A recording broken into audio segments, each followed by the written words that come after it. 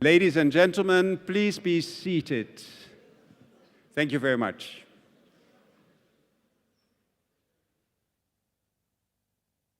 Because we are about to start.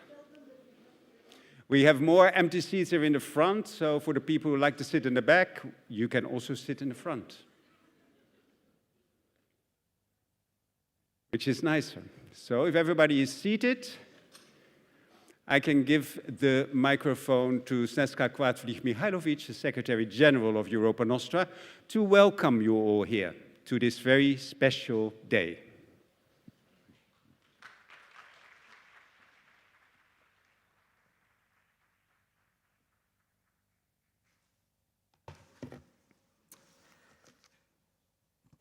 Oh. Thank you, Walter. Welcome. Welcome all. Je pourrais parler en français. Ik zou ook in Nederlands kunnen spreken. A mogla bi da govorim i na mom maternjem jeziku. But I hope with your permission, I will be speaking in the lingua franca of Europe and the world today, in the English language. I would like, it's really great honor and emotion to address you at this very beginning moment of the European Cultural Heritage Summit 2025. And on behalf of Europa Nostra, I would like to wish you a warm welcome, not just to the Kingdom of Belgium, but to quote my dear friend and our Vice President, Professor Purchla, to the Kingdom of Europa Nostra. You have come from all over Europe, and there we are. There we are here for the kickoff of what we believe is really the largest gathering of representatives of these very vibrant heritage communities from all parts of Europe. And this year, we are doing it in Brussels. Every year, it is in another place. In 2021, it was, and 3 was Venice, then it was Prague, and it was last year Bucharest. But we felt that at this time that we are living in Europe and the world, it was really important that we all come to Brussels. Brussels was for centuries, the cultural capital of Europe, and since a little bit less than 70 years, one of the capitals of the decision-making of the European Union. And it was important that we all come here. Another symbolism is that we are kicking off this summit on a Sunday. I don't think that there are many people who would start on a Sunday, but we believe that this is very appropriate for the heritage movement that we represent. When people are working, dedicated for heritage, it is 7 days a week, 24 hours. It is so much more than a job, it is the mission, and it is the passion. And that's what also seeing here the full house, the full room of the auditorium of the Royal Museum of Fine Arts of Belgium is really a demonstration of your dedication, of our joint dedication to cultural heritage. And on behalf of Europa Nostra, we want to thank you. All of you here, you are in fact a representative sample, I would say, of the variety of actors, stakeholders, who are contributing to the well-being of our cultural heritage and contributing to the fact that cultural heritage will be transmitted in hopefully better shape also to the future generations. Special greetings to the members of Europa Nostra, organizations and individuals, representatives of civil society from all over Europe. To our partners, of course, the partners, first of all, the European Union, the European Commission, European Parliament, European Investment Bank, all of them are, without them, Europa Nostra would not be able to fulfill its role as being advocate, the voice, European voice of civil society. They're all here, and it is special, of course, thanks to the European Union and the European Commission for their support, not just for the award scheme that will mark this opening day of our summit, but in general to the work of Europa Nostra, to our Agora project, and also to the European Heritage Hub project. But you will hear and experience this project in the course of this summit. Of course, very, very, very special welcome to the representatives of our award winners. I would like that we all make a special applause to all of you.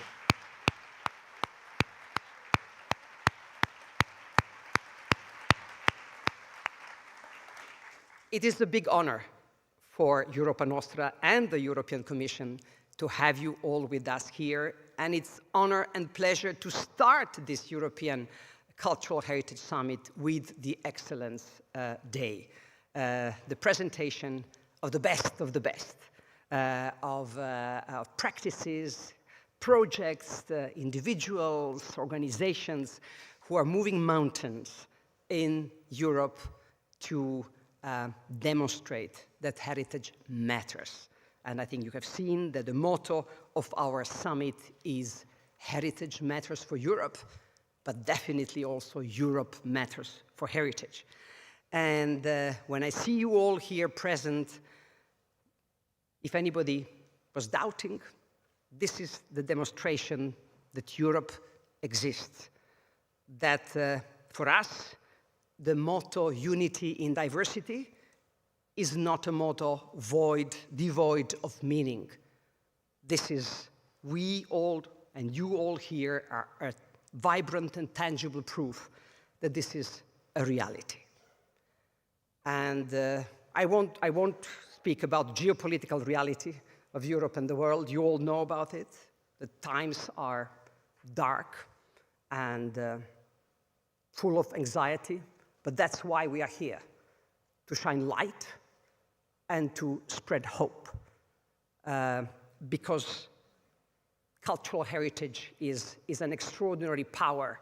Power connect people at all levels, from the local to the European, and even at the global level, as we have seen 10 days ago in Barcelona, where the whole world came to the Mondia Cult conference, where also Europa Nostra was represented. The European Commissioner for Culture had a strong voice, where the whole world came to say, in the world of today, what we need to put at the heart of our decision-making and policy-making and investment is culture.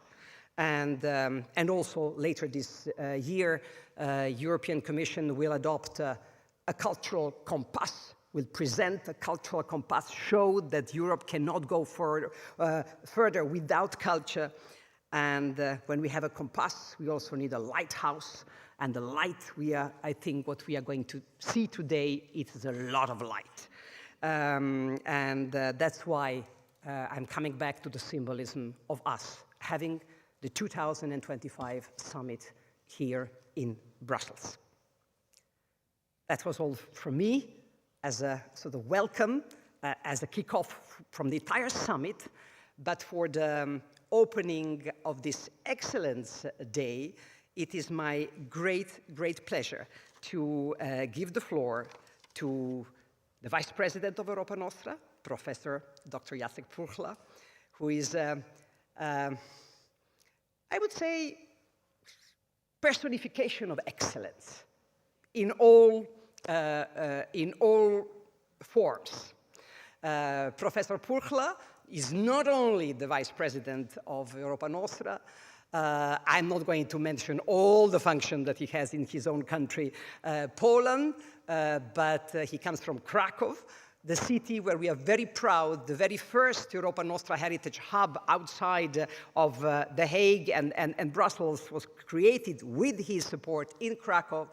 But I will mention that he's eminent professor, also was the chair of the World Heritage Committee meeting that took place in Krakow in 2017, and the founder and the sort of spiritus movens of International Cultural Center, an extremely important international cultural organization based on the main square of Krakow, which is now led by Agata Wasowska as director. She's also here in the room. So Jacek, it is an honor and a privilege for us to have you as the chair of the jury, composed of 11 eminent European experts, and this jury decided that you all who are represented here are this year's winners of the European Heritage Awards, Europa Nostra Awards. Jacek, the floor is yours.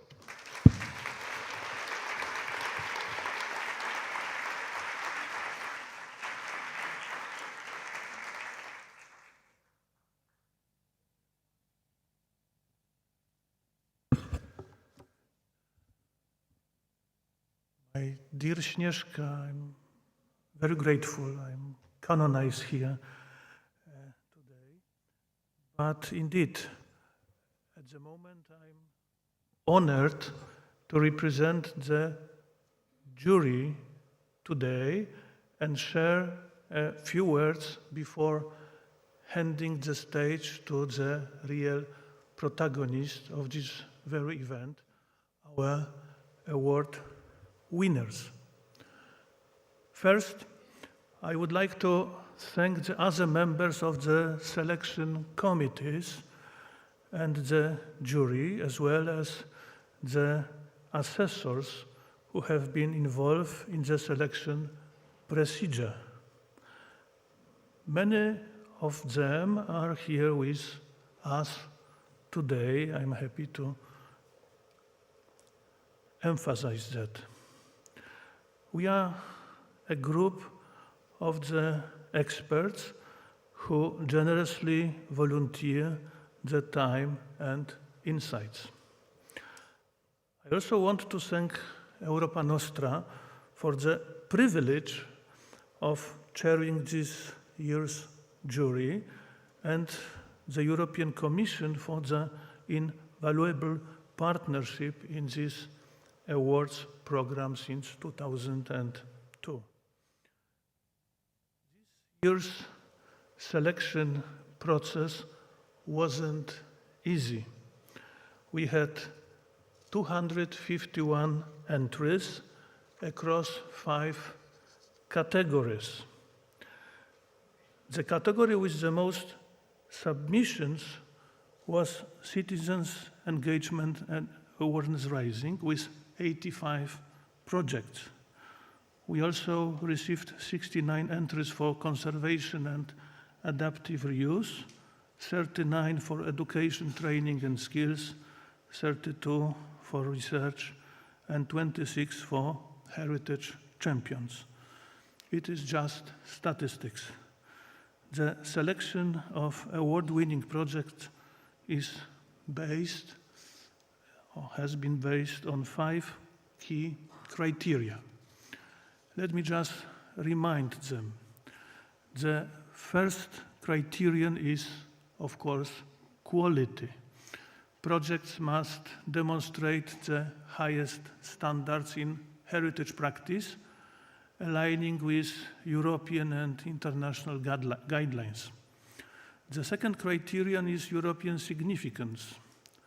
Projects should foster a sense of shared European identity, promoting unity, peace, and cultural cooperation across borders. The third criterion is community engagement. Projects should actively involve local communities, enhancing social inclusion and residents' well-being through heritage. The next criterion is about results and impact. Projects must show outstanding achievements with tangible benefits for heritage and its stakeholders. And finally, knowledge transfer and dissemination. Projects should expand understanding of heritage and share the methods and share the outcomes in a way that can be applied to different contexts. Our winners represent a remarkable variety of outstanding projects, no doubt about that.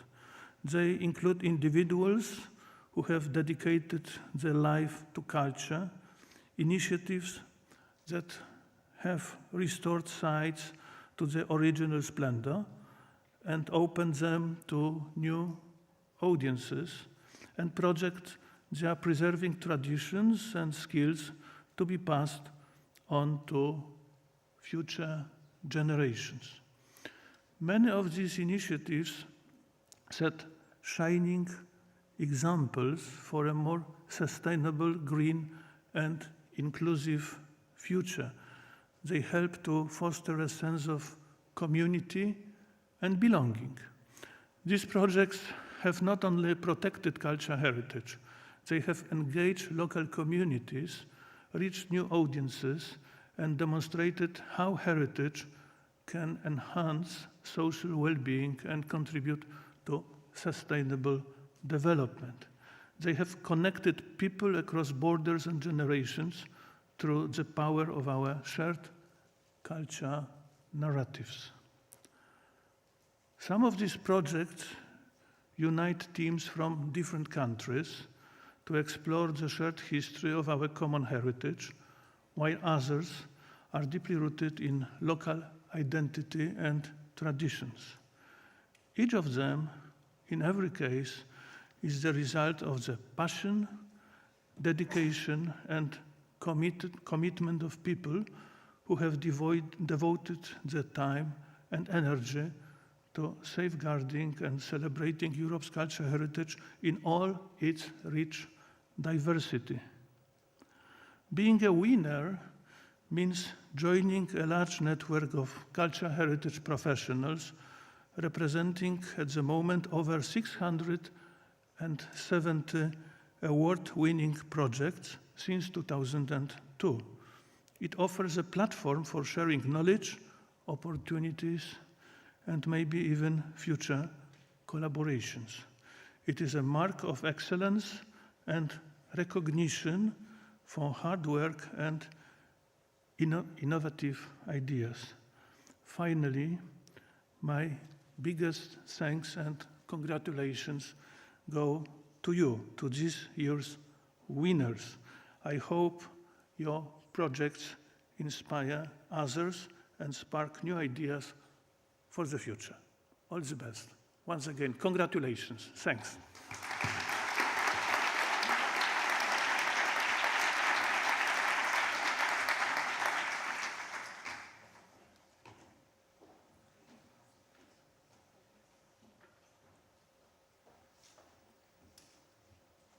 Thank you so much, dear Jacek, dear Professor Jacek Purchla. It is indeed an honor to have you as the chair of this jury. You know that you are a very authoritative voice in heritage studies and economists and urban studies as well. I couldn't believe you were authored more than 500 publications in your rich professional life. So thank you for being with us and giving guidance to our jury. So now I would like, just before giving the floor to the facilitator of the Excellence Day, Mr. Walter Bramhorst, I would like just to point out that we are here representatives of 37 European countries. That already shows you that for us, Europa Nostra, our Europe is more than the member states of the European Union. And I would like to greet especially the representatives coming from these candidate member countries or future candidate member countries. And we have representatives coming from Ukraine, from Georgia, from Armenia, from Serbia, from Bosnia and Herzegovina, from Albania, I think from Montenegro and Kosovo as well. Moldova, of course, we have Moldova with us. So it's really the proof when we say our Europe, that this is la grande Europe, and that through culture we bring Europe together.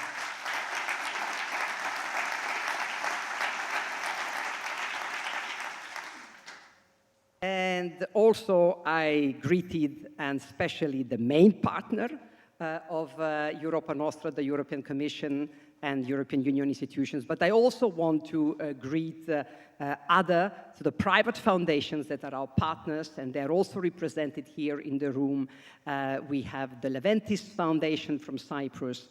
We have also the Alif Foundation based in Geneva, international foundation. We also have the Theophano Foundation based in Thessaloniki in Greece, and a number of other foundations that are supporting our work. So really, it's always about partnerships and about friendship, because without all this, we would not be able to fulfill our tasks. Before giving the floor to Walter, I also want to transmit to you the greetings from Elena Bianchi. Elena Bianchi, who I think everybody knows, Elena. I like to call Elena, she's the coordinator of our European Heritage Awards program, but she's really a guardian angel of the award winners.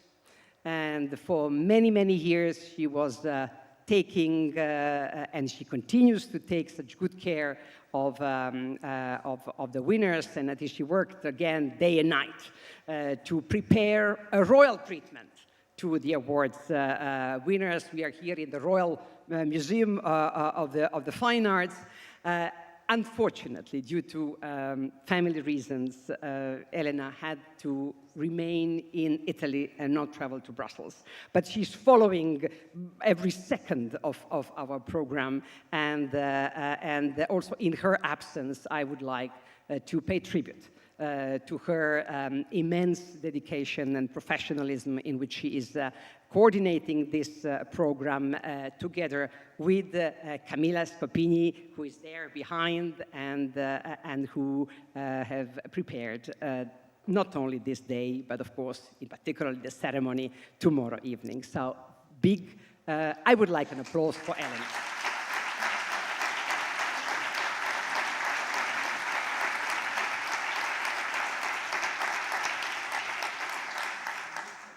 So when we knew that Elena at the last moment said that she will not be here, there was only one person that we thought could take over as the facilitator of this excellent day, and this is Walter Bramkhorst. Come, Walter, here. Walter Bramkhorst, who has been part of our dream team for many, many, many years as our communication advisor, but most of the time behind the scenes. Or behind the publications, because I think you all remember this wonderful publication, Heritage in Motion, that he was the editor and mastermind. But also for years, he has been the one, so the backstage, together with Elena, producing our award ceremonies, one more complex than the other, and also with Beppe Sibone, who is also there behind, producing the wonderful video clips on our award winners. And this year, he was the editor of this beautiful publication presenting the Le Millésime 2025 of our awards. I hope you have picked up, it's at the entrance. If you haven't picked up the publication, please do. So I think really it was time that you also come on stage, not to be backstage, but to be on stage, and we know that you are excellent both backstage and on stage. So the floor is yours, the stage is yours. Thank you, Sneška. All right. All right, now it starts. Very welcome to all of you. I'm very happy that you're all here. And let me start with a lot of practicalities. So I have a list here, so I'm going to go through them so you know what's going to happen. So first, there should be a QR code behind me. It will come. That will give you more information. So you can scan it on your own data, because we don't have Wi-Fi in the room. So if you have data on your phone, you can scan it, you can get information about all your colleagues, about everybody here, and that will help you when, for instance, in the break, you can talk to someone, you know who's who. So I think that's very important. There it is. And this session is being recorded by Microsoft. They're in the back, so it's not going to be live broadcasted, but we are recording it, so you know that's happening. All the award winners have blue badges, so if you see somebody with a blue badge, you know automatically that's a colleague award winner. So that's very good to know, because this is not just a meeting to get all the projects that have won an award, but also to mingle and to get to know each other, to network, to talk about each other's projects and to learn from one another. So we're trying to do that as well. Now, today we're going to do this in 2 sessions. So it's quite a long, you know, I'm not exaggerating, it's going to be a long day, but it's going to be super exciting, and it's also going to be very, very interesting. We have 2 sessions. I will give you the categories, which is Heritage Champions, Citizens Engagement and Awareness Raising, Education, Training and Skills. We have, of course, Research, and last, Conservation and Adaptive Research. So 5 categories that we go through. We have 30 projects to go through, and that means that everybody has 5 minutes on the clock. You will see your time here when you're speaking, and when you're up to your last minute, the numbers will turn red. So they give you some, you know, advance warning where you have to start wrapping up. So there will be a clicker. If you are not having a video or you're just talking, but you actually have a PowerPoint, there will be a clicker to get you through the PowerPoint. You are the boss of that, so you're the person who's clicking. We're not clicking for you. You are the boss of your own PowerPoint. So that's important to know. Please, ladies, if you have high heels, or men, you have high heels, if you want to go up here, be careful. I tried it, I almost slipped, and I changed my shoes. So be a little careful if you go up here. It's a good thing. And again, I hope you have a wonderful afternoon with us tonight, and this afternoon. And the projects are just extraordinary. So there's so much to learn, so much to enjoy. So let's jump right in it with the first category, which is Heritage Champions. And I would like to invite to the stage the first winner in the Heritage Champions, which the winner is Professor Emeritus Peter Latz. He can't be here, but his wife, Anneliese Latz, and his son, Tilman Latz, are here with us today. They're landscape architects, both of them, and they're here from Latz and Partner, Landschaft, Architektur und Stadtplanung. And Professor Emeritus Peter Latz, he is a pioneer in industrial heritage and landscape architecture. His projects are really phenomenal. His writing, his advocacy is just absolutely great. And he has shown us that through history, through nature and design, you can turn industrial heritage sites into vibrant public spaces for all to enjoy. Please, the floor is yours.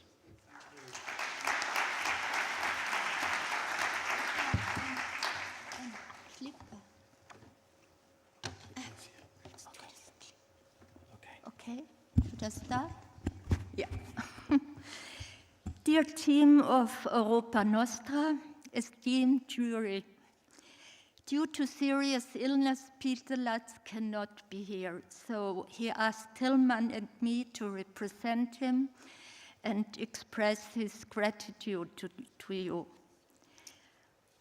Peter grew up in the Saar region. Can you make the first? Yeah. He grew up in the Saar region characterized by heavy industry, where the sky glowed in the evening from the tapping of the blast furnaces. He has always been fascinated by these landscapes, shaped by human hard work, by industrial culture and industrial nature. To take action here, understand the gigantic dimensions as industrial heritage and usable space for everyone was a vision that became reality. But it was initially a project in his native Saarland that taught Peter and his team how to deal with industrial wasteland and its layers of information, material, and vegetation. He dug into the war debris that filled the coal port of Saarbrücken and placed new ruins next to the excavated ones, symbols of the lost city. It was then that he developed Duisburg Nord Landscape Park, his most renowned project, part of the International Building Exhibition Emscher Park. 230 hectares of devastated land from which enormous strange structures protruded. Symbols for the decline of an epoch, but also historical evidence of a radical change in society and the development of a new era. Karl Ganser, president of IBA Emscher Park, wrote in Peter's book Rust Red, Latz has transformed the abandoned ironworks without resorting to established examples. In the process, he has created both a monument to the iron industry and a cultural biotope, all on the scale of the landscape. Here, the mighty pillars of the former elevated railway support new promenades at lofty heights. And here, the seemingly endless perspective of the Clearwater Canal, formerly an open sewer. Gates? Well, I continue. Gates have been cut into the former cinder bunkers, leading to secret gardens viewable like pictures from above. The ore bunkers were connected with tunnels, ramps, and footbridges, which lead to special gardens, some most beautiful in the rain. For the landscape park, Peter says, it has to be hoped that it has succeeded in transforming the paradigm of form follows function into its opposite and generating images that can be remembered. But we also call this landscape.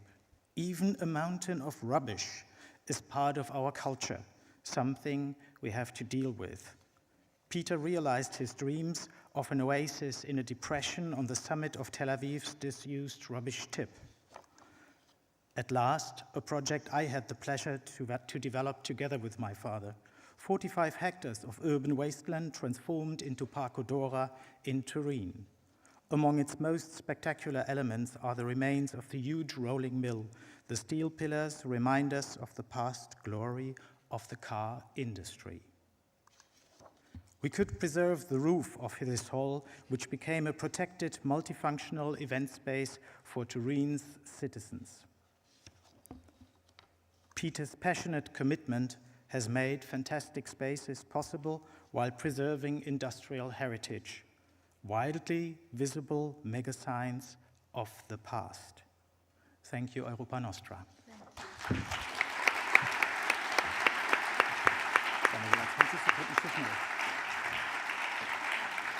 Thank you. Thank you so much, Anneliese Latz and Tilman Latz, on behalf of Peter Latz, our heritage champion of industrial heritage.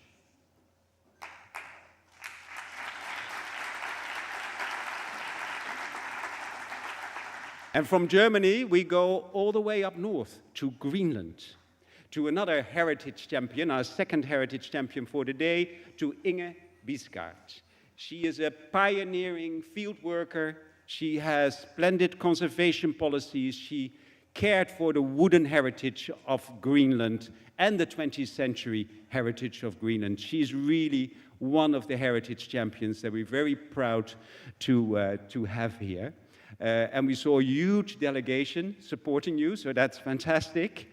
And it's my pleasure now to welcome you on the stage, Inge Bisgaard, together with Etty Karstenkjold, the chair of Europa Nostra in Denmark, and Inge's official nominator for this award. The floor is yours. As chair of the Danish Europa Nostra Committee, I am very honored to introduce to you Inge Bisgaard from Greenland. Inge is educated as an architect and has worked at the National Museum in Greenland for the past 15 years. There are few in this world who have worked under more extreme conditions, and who has done so much to preserve a country's historic buildings. Just for your comprehension, Greenland is the size of Western Europe, with 17 cities and 55 settlements. Only there's no roads between them. So, to work in Greenland, one must sail, fly, or, as Inge has done, paddle in a traditional kayak 1,800 kilometers in Arctic waters to register all the wooden churches along the coast. Inge has traveled all over Greenland to register and renovate old buildings, often in minus 30 degrees, and can take credit, and we can all thank you for listing 160 buildings in Greenland for the benefit of us all in Greenland, and especially in Greenland, but for all of us. So please welcome Inge Bisgaard.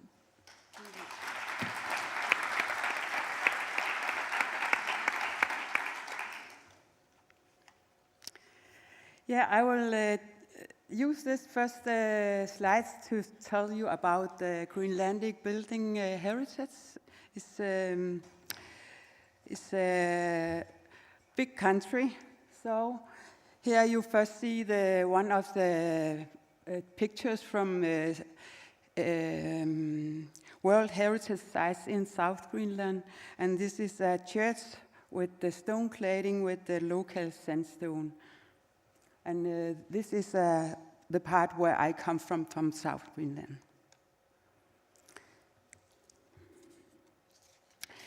The total area of Greenland is 2.2 million square kilometers, and Greenland ice sheet covers 80%. So you can think it's only the coastline we live in. Greenland also contains the world's largest national park. You can see the yellow area where we have about 350 trappers and expeditions huts from 1900 to about 1960. And also in a lot of cities in Greenland, we have about 300 buildings with cultural and environmental values. And here I point out the huts and trappers huts in northeast Greenland. It's very difficult to come up there, so you have to fly to Iceland, and then we fly to the station in northeast Greenland. And there are a lot of places in Greenland. I show you some of the buildings, and you can see it's from most of the coast. I show you pictures.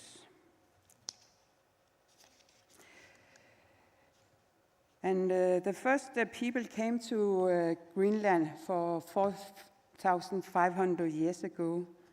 There were nomads who migrated over the centuries from Inner Mongolia to Alaska and across Canada and finally to Greenland.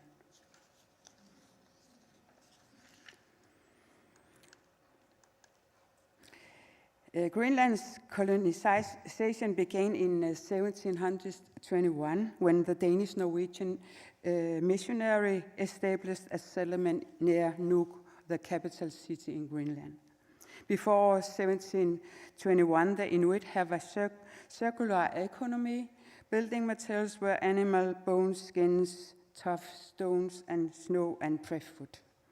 After 1721, the Inuit get linear economy, and today almost all building materials is imported from Europe.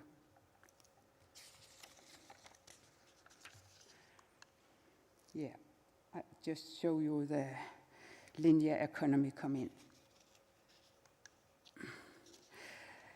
The house construction in 1700 and 1800, sorry.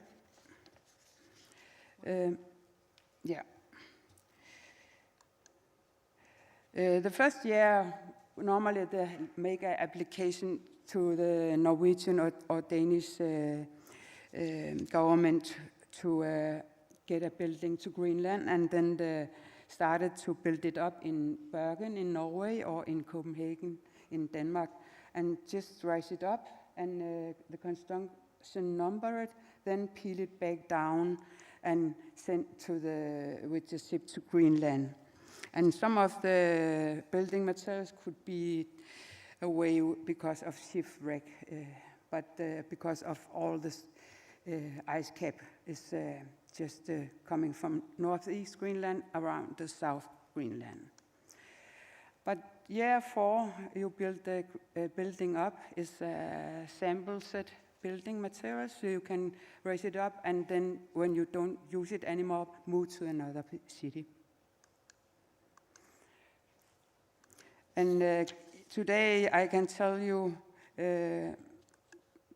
Greenland building story from the tough houses before 1930, and then we get the colonial housing, and then we get more the modern lifestyle from the 50s, and today we have high-rise building. So it's always a big challenge in Greenland to get building materials, and this is because we have to import it from Europe. And in Greenland, we are, maybe because of the land, we are very happy for the coloring, and you can see the national dress is very colorful, and you see it also in the buildings in Greenland. And also here I show some of the buildings. We are normally raised up with the children ask, where do you live? I live in a red house, and where do you live? You live in blue house. And so it's the color is very important in daily life in Greenland.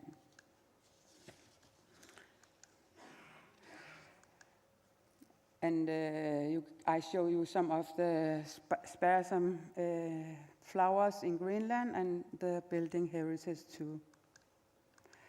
And in Greenland we have a lot of differences with the temperature. And we live mostly with what we hunt in summertime, because it's very costly to get the things from Denmark. But normally we enjoy the land's nature. Thank you.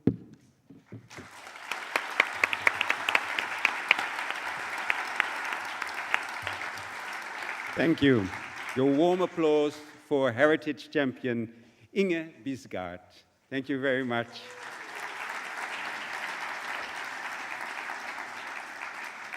And from Greenland we go to Moldova, to Varvara Buzilă. She is here and she has dedicated 45 years safeguarding Moldova's intangible heritage. Through research, legislation, education, and public engagement, she has reshaped national awareness. She has gained international recognition, and she became a leading voice for cultural identity and heritage transmission in Moldova and beyond. Please come to the stage. There she is. And while we wait for her to come to the stage, a quick note. She has received the Europa Nostra award, which recognizes outstanding heritage achievement in countries that are members of the Council of Europe, but do not participate in the culture strand of the Creative Europe program of the EU, like other projects we will meet today from the United Kingdom, for instance, and the Holy See. And in the meantime, Moldova yes. signed the Creative Europe program, so from next year on, it is part of it. So, if you didn't hear that, they signed, and next year they will be part of the culture program, the Creative Europe program of the European Union. So that's fantastic news. Yes. And the floor is yours, please. Of course. I greet you all, dear lovers of the cultural heritage. I am delighted by this excellent recognition of the cultural heritage of Moldova in a time when our country is stepping firmly towards the European integration. I have been working for the cultural heritage protection for 45 years now. My enthusiasm has not faded, and I am not tired yet. Because researching, safeguarding, treasuring, and transmitting cultural heritage and an endless universe of values, passion, curiosity, knowledge, and social cohesion. In my opinion, the most important work of our times is protecting cultural heritage and passing it on to the younger generation. Thank you very much, Europa Nostra.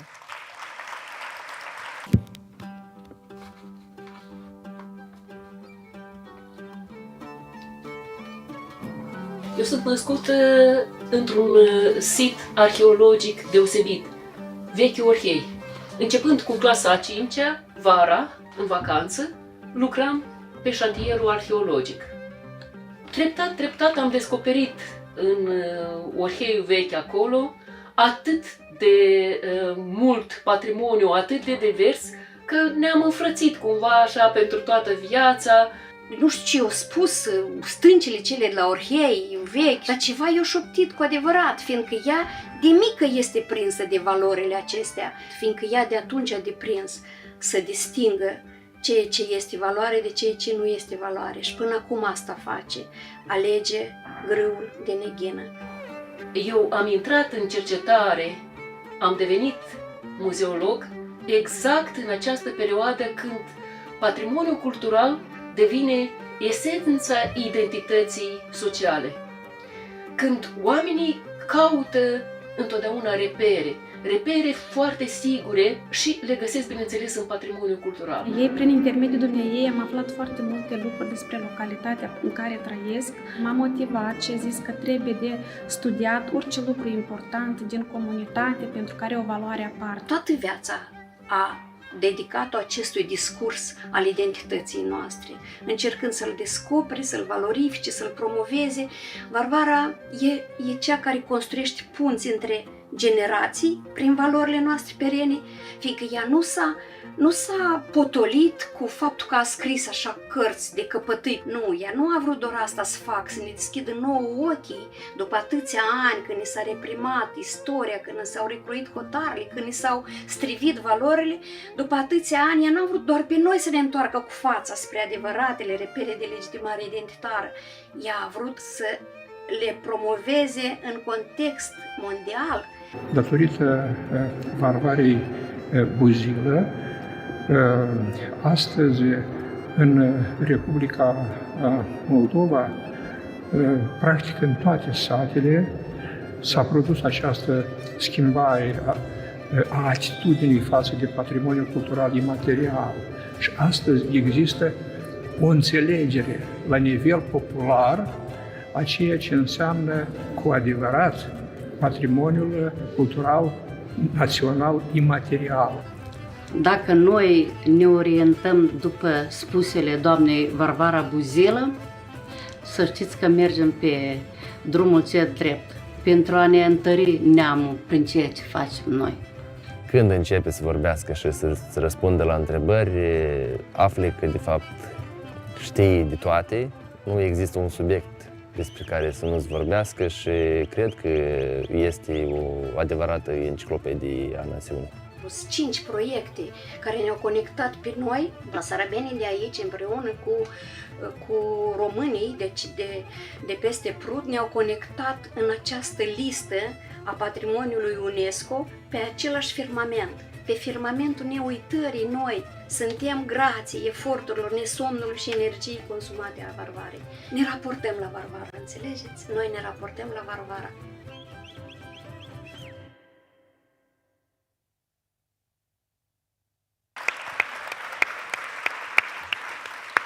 A warm applause for Varvara Buzilă from Moldova, one of our wonderful heritage champions.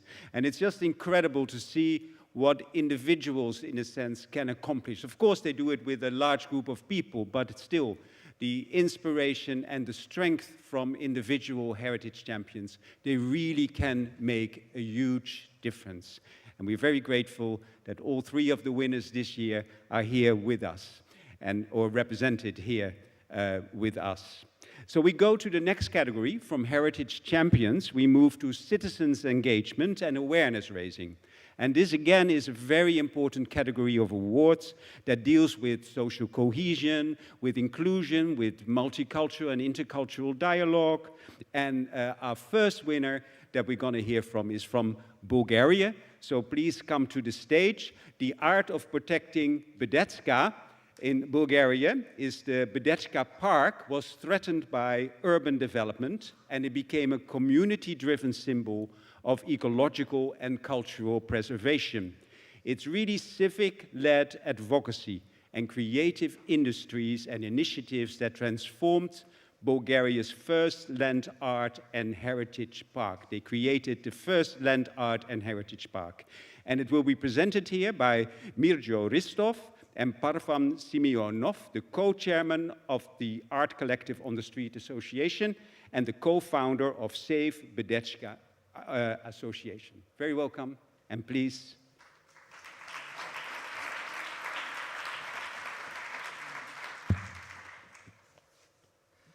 Hello, everyone. Thank you, Europa Nostra, for having us here. I'm very excited to be here and to present this case.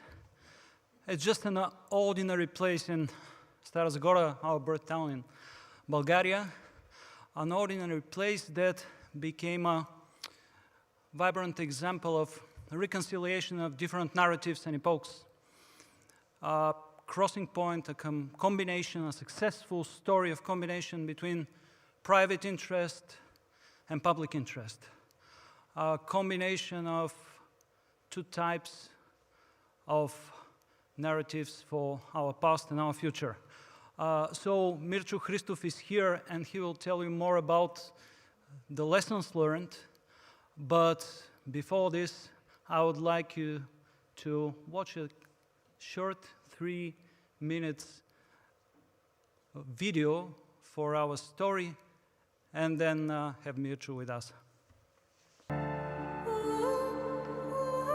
Това е поречието на река Бедечка в Стара Загора, България. Знаков казус за запазване на 300 декара зелена площ благодарение на граждански борби. Знаков казус за едно противоречие, характерно за тази част на Европа и за този исторически период. Противоречието между частен интерес и обществено благо. Бедечка стана символ на намиране на общо решение, на създаване на общности. Така Бедечка се превърна в български символ, в европейски символ. Районът е част от естествен зелен коридор между планинските околности и сърцевината на града. Части от така наречената зелена огърлица на горски паркове около Стара Загора. Назад в годините започва противоречиво възстановяване на земеделски земи, а по-късно и желание за строителство.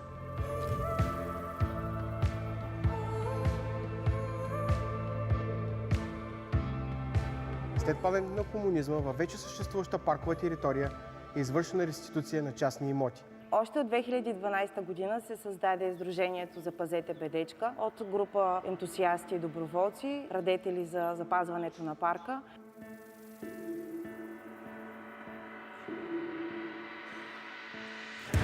След години на протести, референдум, предложения за мораториум, намеса на всякакви неправителствени организации, местните власти послушаха гражданите и статута на парка беше върнат. За собствениците на терени е предвидена равностойна замяна с други имоти. През 2023 година към каузата се присъедини творчески колектив на улицата, който стартира ежегодното организиране фестивал тук в парка. Над 10 000 души за 2 години, стотици доброволци, стотици детски усмивки. Екосистемите са уникални. Дом на 700 годишен чинар, национална природна забележителност, а под земята некропол, свързан с древния римски град Августа Траяна. Природа, история, гражданска борба. Всичко на едно място. Според съвременните проучвания, точно такъв тип паркове, диви, са най-търсените из цяла Европа, а ние тук имаме такъв. Просто трябва да го съхраним. Искаме Bedechka да стане първия ленд-арт парк в България. В площите около парка пък предстои социализацията на археологическото наследство. Ще има и нова културна история, която да подпомогне трансформацията на града, който има своята идентичност във въгледобива. Защото зеленото развитие и икономическото развитие не си противоречат. А един ден нашия опит, надяваме се, ще стане част от опита на Стара Загора да стане европейска столица на културата.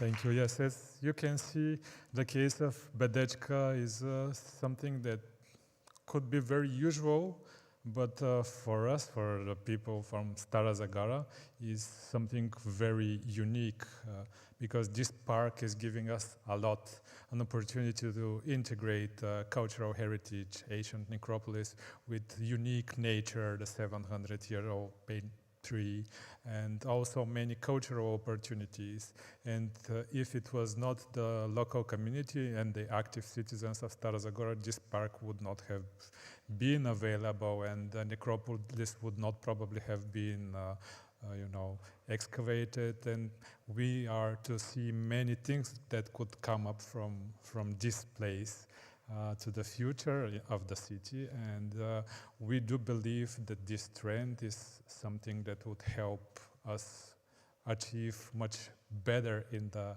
cultural field in the future, but also to tell more about what we have as a cultural heritage in our city and in our country. Thank you.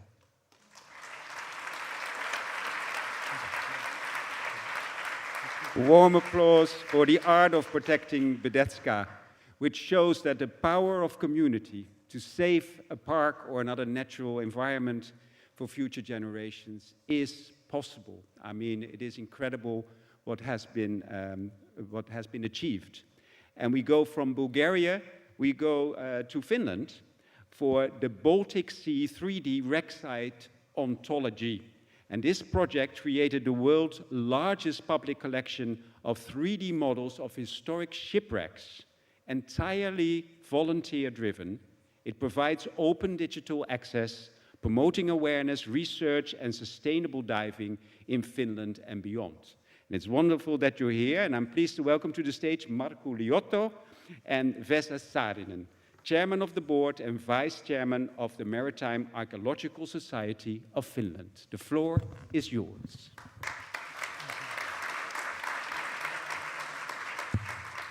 Thank you. You probably read our introductions. So I'm the deckhand and he's the captain. Well, and if you ask why I'm here, I'm just making sure Markku is behaving. In time, on budget. And 2 people is more better than 1 person. Yes, especially in our society, which is built on numbers, not individual qualifications. This is our research vessel, what the captain Vesa is of, and on the board, actually, there were 15 archaeology students from US. So our program has become international very recently.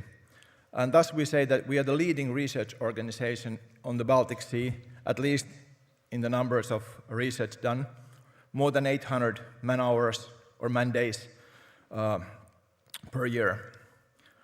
As said, we are a 100% volunteer organization, but nevertheless, we carry the vast majority of the Finnish maritime archaeological fieldwork. And we are the only one doing the basic research, so we have almost every month some academic somewhere from the world is starting their own vertical research based on our basic research. And yes, our archaeology is European archaeology. Unlike the land archaeology, then most of our wrecks, they come from almost all those countries that are represented here, unless, of course, they are land-bound. And last summer we had our first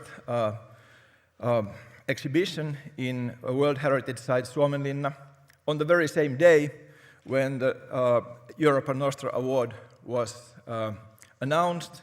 Hence the presenter of European Union was there to present us as the first paperwork model of that. Just 2 weeks ago, we were able to install the European Heritage Award, Europa Nostra Award, in one of the most prestigious places in Suomenlinna, the World Heritage Site, the only place in Finland that flies the Finnish flag throughout the year. So it's in a very prominent place. And this year has been an excellent year in terms of recognition of our work, because we also got the honorary mention on the European Citizen Science Prize, and we also won the Finnish National Learned Society's Science Prize for this year, which happens to be our 30th anniversary, so maybe those two go together, I don't know. And then, of course, a word for funders. Our funders are also our volunteers. They cover more than half of our cost. So people actually pay to work for us. But they have a lot of fun. Yeah. They keep returning, so we must be doing something right. That much about us, then about the work that we do.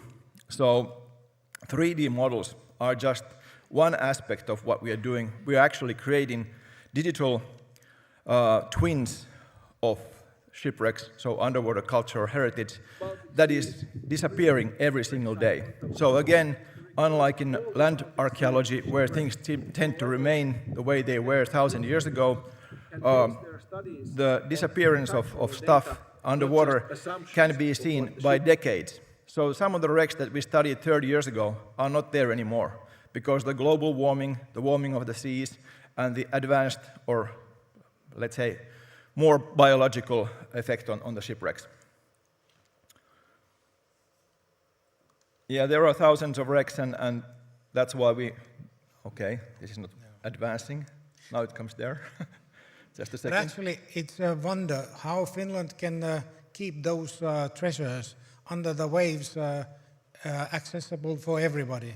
And that's one of our goals, which we want to achieve, that we, as a nation, will have them and not just somebody who's looting and robbery.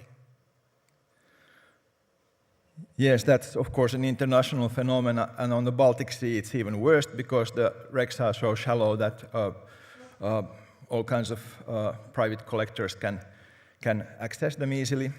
But thank God we have a lot of volunteers and academic students helping us to do the work, because this is a generation project. Our generation will not be able to finish it. It will take about 90 years to complete at the current state. So my grandchildren may see the day when all the wrecks have been visited, even once, doing the basic research. And if you want to check out our material or learn about us in English, then the best place is the UNESCO World Heritage, Underwater World Heritage Site, where our English language material is. Thank you. Thank you.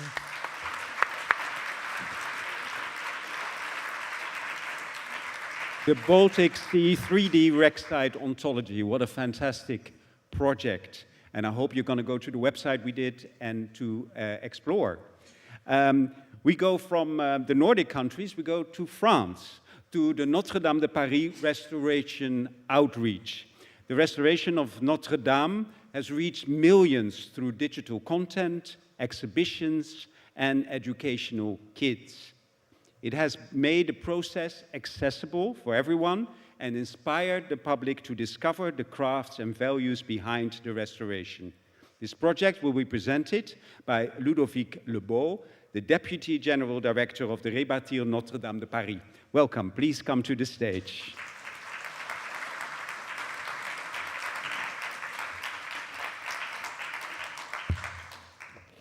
Thank you very much.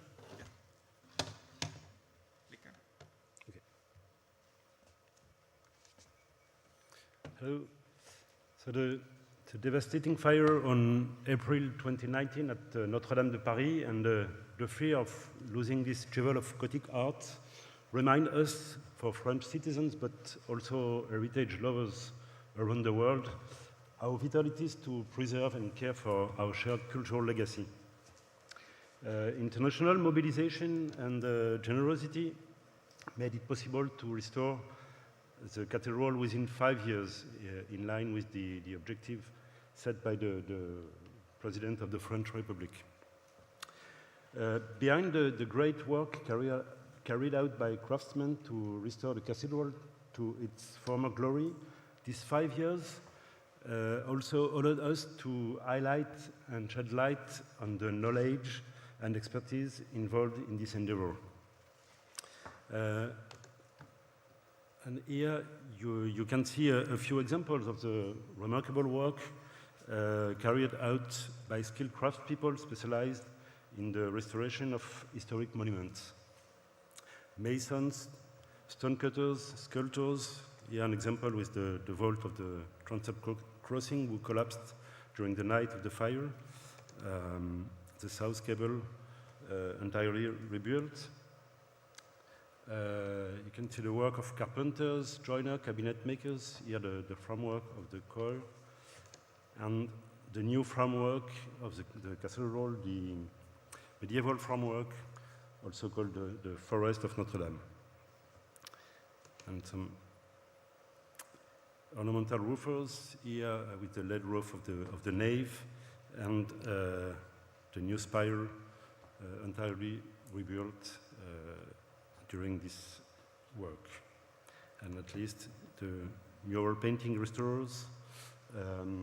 And in response to the strong emotion generated by the fire and due to the recruitment difficulties in heritage trades, the project took the form of an information and promotion policy about the worksite and the profession involved through communication, programming, and cultural mediation actions. The true challenge lay in making the restoration site visible, its activity and its people, even though no public access to the cathedral was possible. For 5 years, the site remained closed to visitors. So people wanted to understand what had happened behind the scenes, how the cathedral had been saved, and who the men and women were behind these extraordinary efforts. All of these remarkable efforts were honored and celebrated over the course of these 5 years.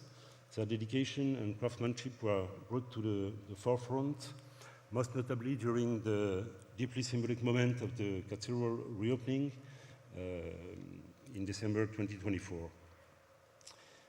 You can see, for example, here the continued commitment of the President of the French Republic, who regularly visited the site to encourage the men and women without whom none of this would have been possible. And here we have a picture of just days before the cathedral reopening at the end of November 2024, and all the people who work on the cathedral were congratulated by the French President of the Republic. And here also, on December 7, with the firefighter, before the heads of state and government from around all the world, all the people involved in the restoration of the cathedral were honored. And finally, I just want to highlight with a few examples of how these artisans were honored and celebrated.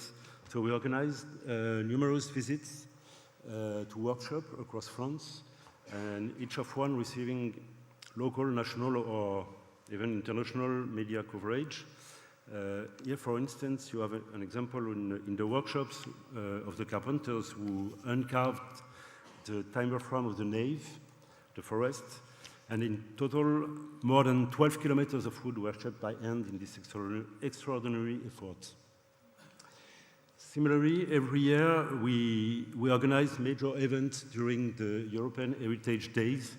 Each time this gathering brought together tens of thousands of people, and all of them came to admire and gain a deeper understanding of this incredible heritage craft.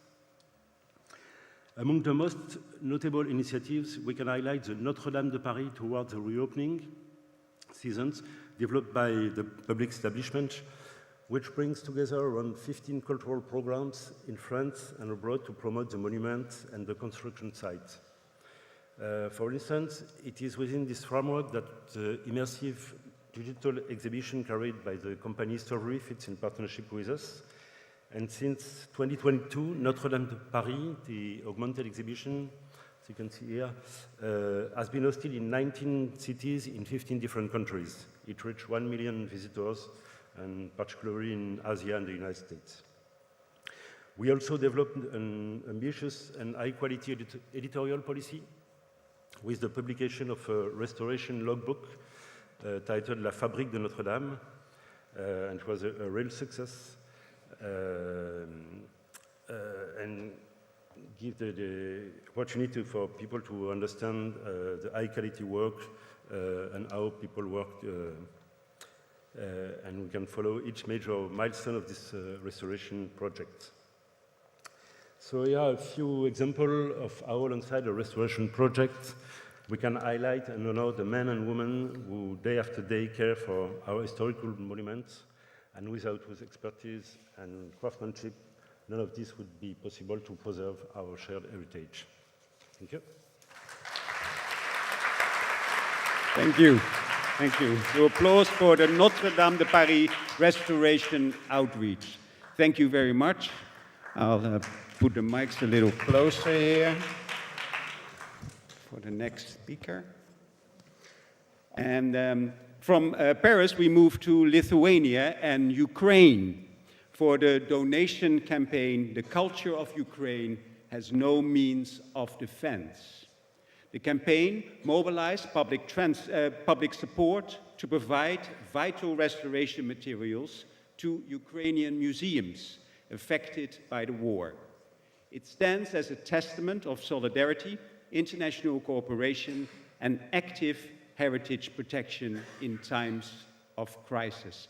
And it shows the importance of cultural heritage in our society, in our daily lives. And it will be presented here by Ruta Kačkutė, General Director of the National Museum of Lithuania. Welcome, and the floor is yours.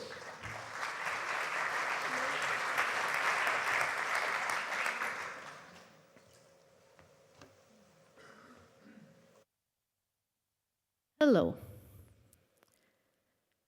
Year 1868. Moscow. In front of Rumensev Museum, numerous cars line up, loaded with boxes. These boxes are filled with exhibits, important exhibits.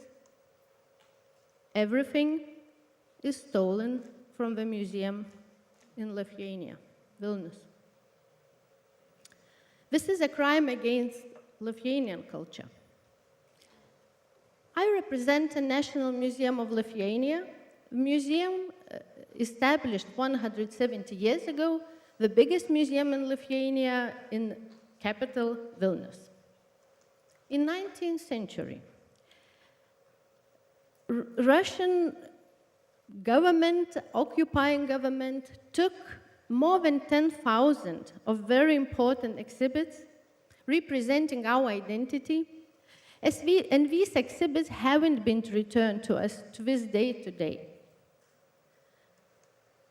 But since 2022, Russian military is committing much, much worse crimes against Ukraine, its people, and its culture. And according to UNESCO, it's more than 500 cultural heritage sites have been attacked during this war, and 152 religious sites, 18 libraries, 33 monuments, and 34 museums. And we see that Russian military is systematically destroying Ukrainian culture. So we, as the National Museum of Lithuania, we really feel a duty and obligation to help our colleagues, our partners in Ukraine. And therefore, in 2024 November, we launched this nationwide donation and information campaign asking Lithuanian people to donate money for restoration of Ukrainian culture. And we also asked our partners, like National Broadcasting Service, Lithuanian Museum Association, they unite 100 museums in Lithuania, and non-governmental organizations Strong Together, they work with help to Ukrainians during the war, and also National UNESCO Commission in Lithuania to join us to this project. More than 200 units of restoration materials were acquired, like microscopes, chemicals, all other materials, but also a lot of equipment. And with this material, with this equipment, hundreds of Ukrainian artifacts from Ukrainian museum are being restored in Ukraine now. For example, iron sword with bronze hilt from Viking age. It is a symbol of old Ukrainian history and statehood. Or a painting from 19th century by a prominent Ukrainian military and political leader Yuri Khmelnytsky. Or epitaph acquired in 1913 by the founder of Ukrainian museology for the museum in Ukraine. So just imagine, how did Italians feel in 1966 when they learned when flood in Florence is destroying their churches, their museums, their libraries? Or what did the Danes feel in 2024 when they learned that Boston, their old stock exchange building, is on fire? Or we just heard, what did French feel in 2019 when they saw that Notre-Dame de Paris is burning? And now, imagine, what must Ukrainians be feeling? The war in Ukraine is going on from 1,327 days. And more than 500 objects, cultural heritage sites, have been targeted. That means approximately every cultural heritage site is attacked every 3 days. Lithuania is a real small country, but with a big heart. And we believe that together we can help saving cultural heritage even in times of war. Thank you very much.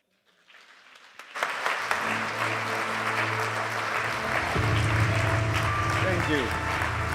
The donation campaign, The Culture of Ukraine Has No Means of Defense. And it shows that the heritage world comes together in times of war and in times of crisis, and how necessary that is to have great initiatives to do something. We go from Lithuania, we go to Poland. to our next subject in this category, our next winner in this category, which is the Małopolska Cultural Heritage Days. For over 2 decades, these Cultural Heritage Days have opened heritage sites to residents and visitors each year, offering fresh perspectives and deepening appreciations for Poland's diverse cultural landscape. And we have the pleasure to welcome to the stage here Tomasz Wiodarski and Johanna Warszol, the Director and Chief Heritage Specialist and Program Coordinator at the Małopolska Institute of Culture in Krakow. Please welcome.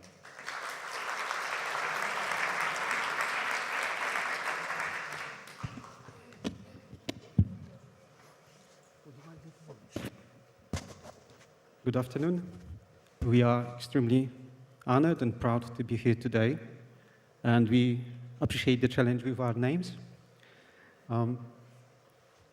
We want to present our program, which is Małopolska Culture Heritage Days, that has been already engaging citizens for 27 editions already.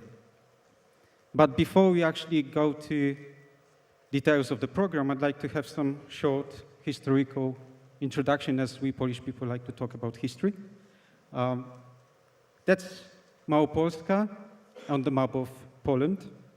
And as you may imagine, that our history was also quite turbulent and the borders were rarely stable. Our population and culture were impacted by the location at the crossroads, major crossroads of Europe. Despite Małopolska being a historic name with long-lived tradition, our current administrative borders were cut and drawn in 1999 administrative reform.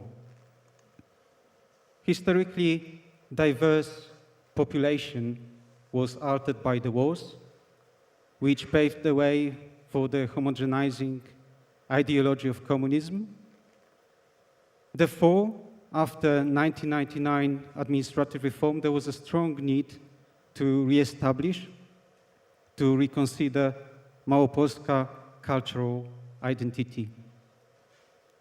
Hence, in 1999, inspired by the European Heritage Days, our Małopolska authorities initiated Małopolska Culture Heritage Days, not only just to showcase the monuments, but to unite the community around its heritage. In 27 editions so far, the results are, I would say, powerful. We have engaged over 300,000 participants. We have built a vast network of 500 partners. We have opened up over 300 heritage sites, and many of them being in private hands and inaccessible typically. Following in-depth research of more than 1,000 heritage sites in all regions, our work has also resulted in 16 published books, 38 open exhibitions, and an average of 200 activities annually during each festival. And our approach is very simple. We do believe that heritage matters, but it matters most when it is shared and understood. Our first principle is uncovering heritage. Each edition of our festival is built around a unique theme, and which offers us a refreshing and unconventional perspective. And this perspective enables us to explore and showcase the lesser-known heritage sites in Małopolska, especially those with challenging legacy, like Jewish heritage or post-communist architecture. Secondly, we also focus on collaboration with local partners and local communities to build a rich program based on the traditions. We also talk heritage using personal histories, memoirs, and using tools such as books, films, exhibitions, workshops, concerts. And the primary goal of our project is to foster a sense of belonging through active participation, and we achieve this by building awareness. We open up inaccessible sites, transforming the perception of heritage from something very distant, abstract, into something deeply personal and shared. A vital element of our work is empowering communities as we work directly with local partners, the owners, the residents, the local enthusiasts and historians. Yes, and sharing the personal narratives empowers them to build a strong sense of identity and pride. We work also with a significant number of volunteers, allowing them to work locally, to get experience-based knowledge, and also inspire them to work in culture sector. We treat accessibility and inclusivity very seriously. We open our events to people with various needs, offering guides in sign language, audiobooks, audio descriptions, and adapted publications. As a border region, Małopolska's history has always been strongly connected with other cultures like Jewish, Roma, Slovak, Czech.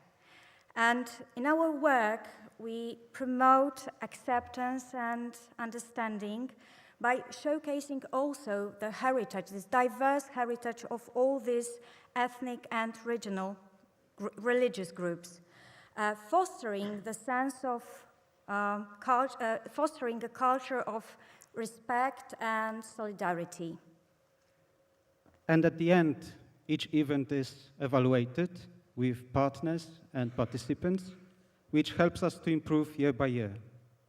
We also have an opportunity then for long-term involvement. As Małopolska Institute of Culture, we support local culture centers, offers cultural education workshops, enable youth participation, or even help to organize a local social archive. We simply believe that culture and heritage enable change in the life of the local community. Therefore, Małopolska Cultural Heritage Days are more than a festival. I would say they are an exceptional regional initiative with a very strong community dimension, empowering local people and preserving regional identity through heritage. Thank you. Thank you. The Małopolska Cultural Heritage Days. Thank you very much.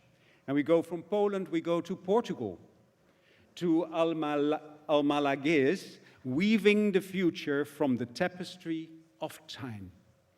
This project has revived traditional weaving in Almalaguês, engaging communities and younger generations through workshops and cultural events. So the award, or means the presentation, will be presented by Joana Gouveia Loureiro and Maria Carlos Pego, the head of Office of Institutional and International Affairs and the head of Cultural and Tourism Department of the Municipality of Coimbra. Yes. Welcome. Thank you.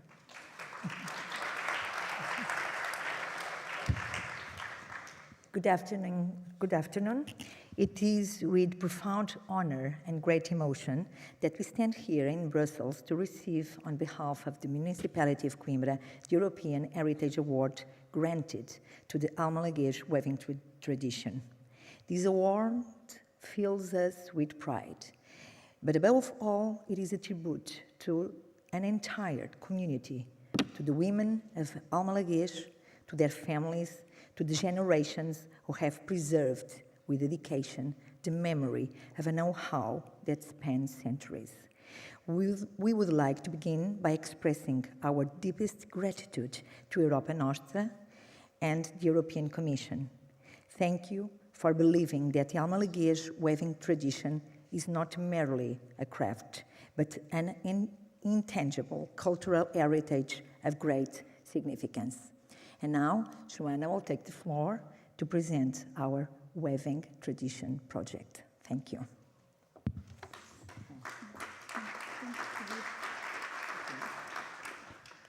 Thank you. Can we start the video? Yeah, can you again, start the video, please, for her? Okay. Start again. So the weaving of Almalaguês is an ancestral art that dates back most likely to the 11th century.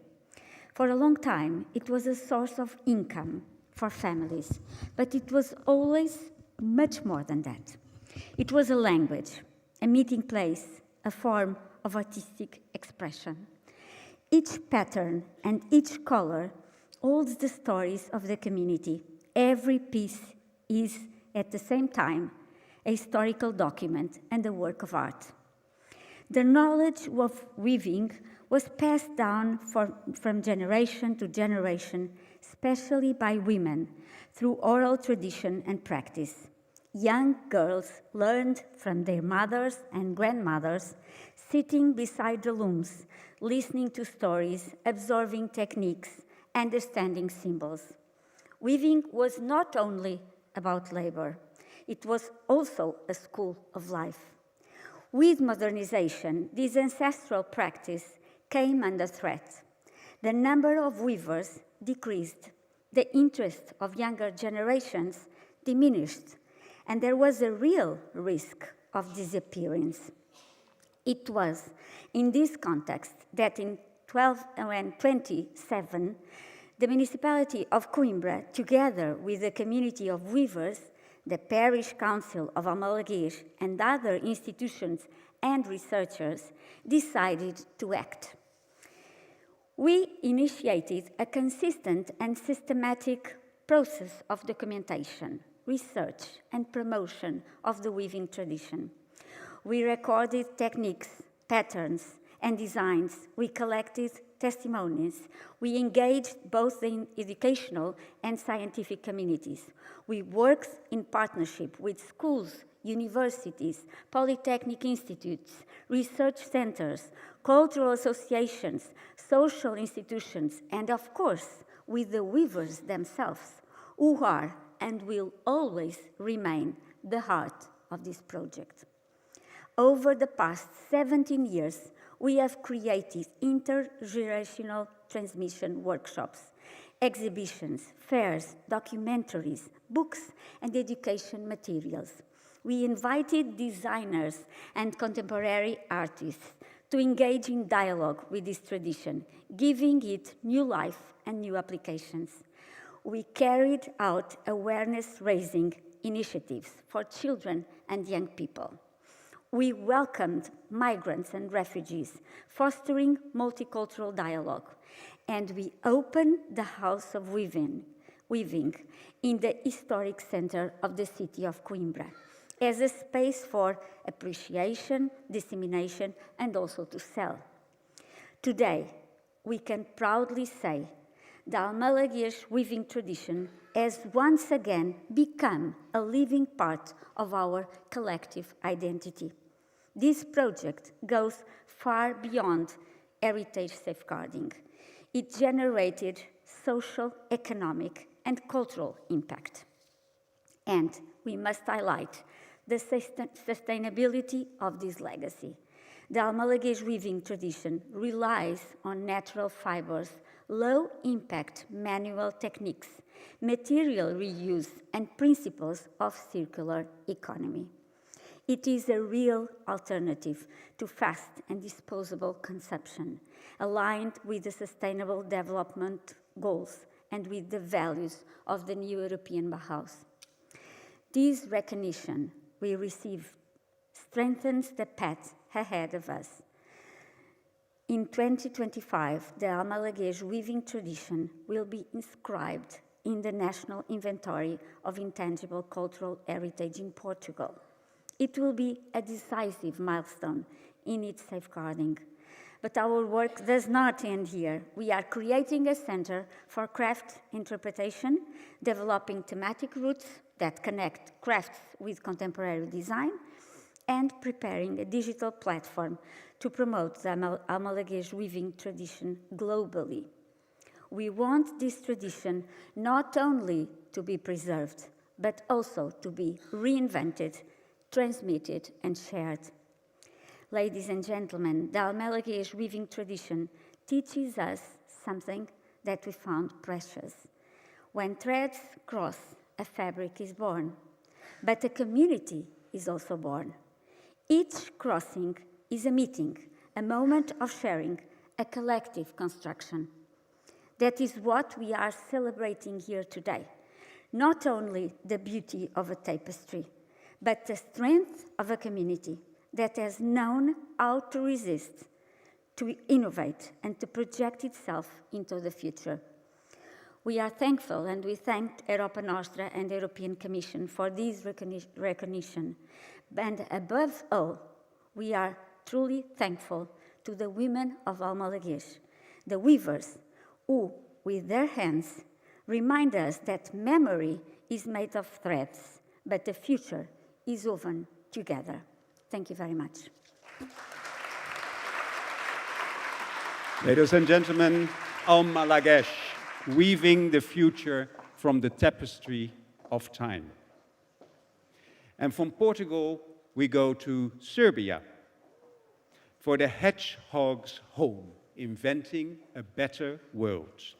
This initiative reimagines a beloved children's poem through the co-creation with young people, promoting empathy, creativity, and intergenerational dialogue, sparkling reflection on home, community, and shared memory. In representing this initiative, we have Sara Sopic and Mirjana Slavkovic, curator and educator, and curator at the Museum of Yugoslavia. Please, the floor is yours.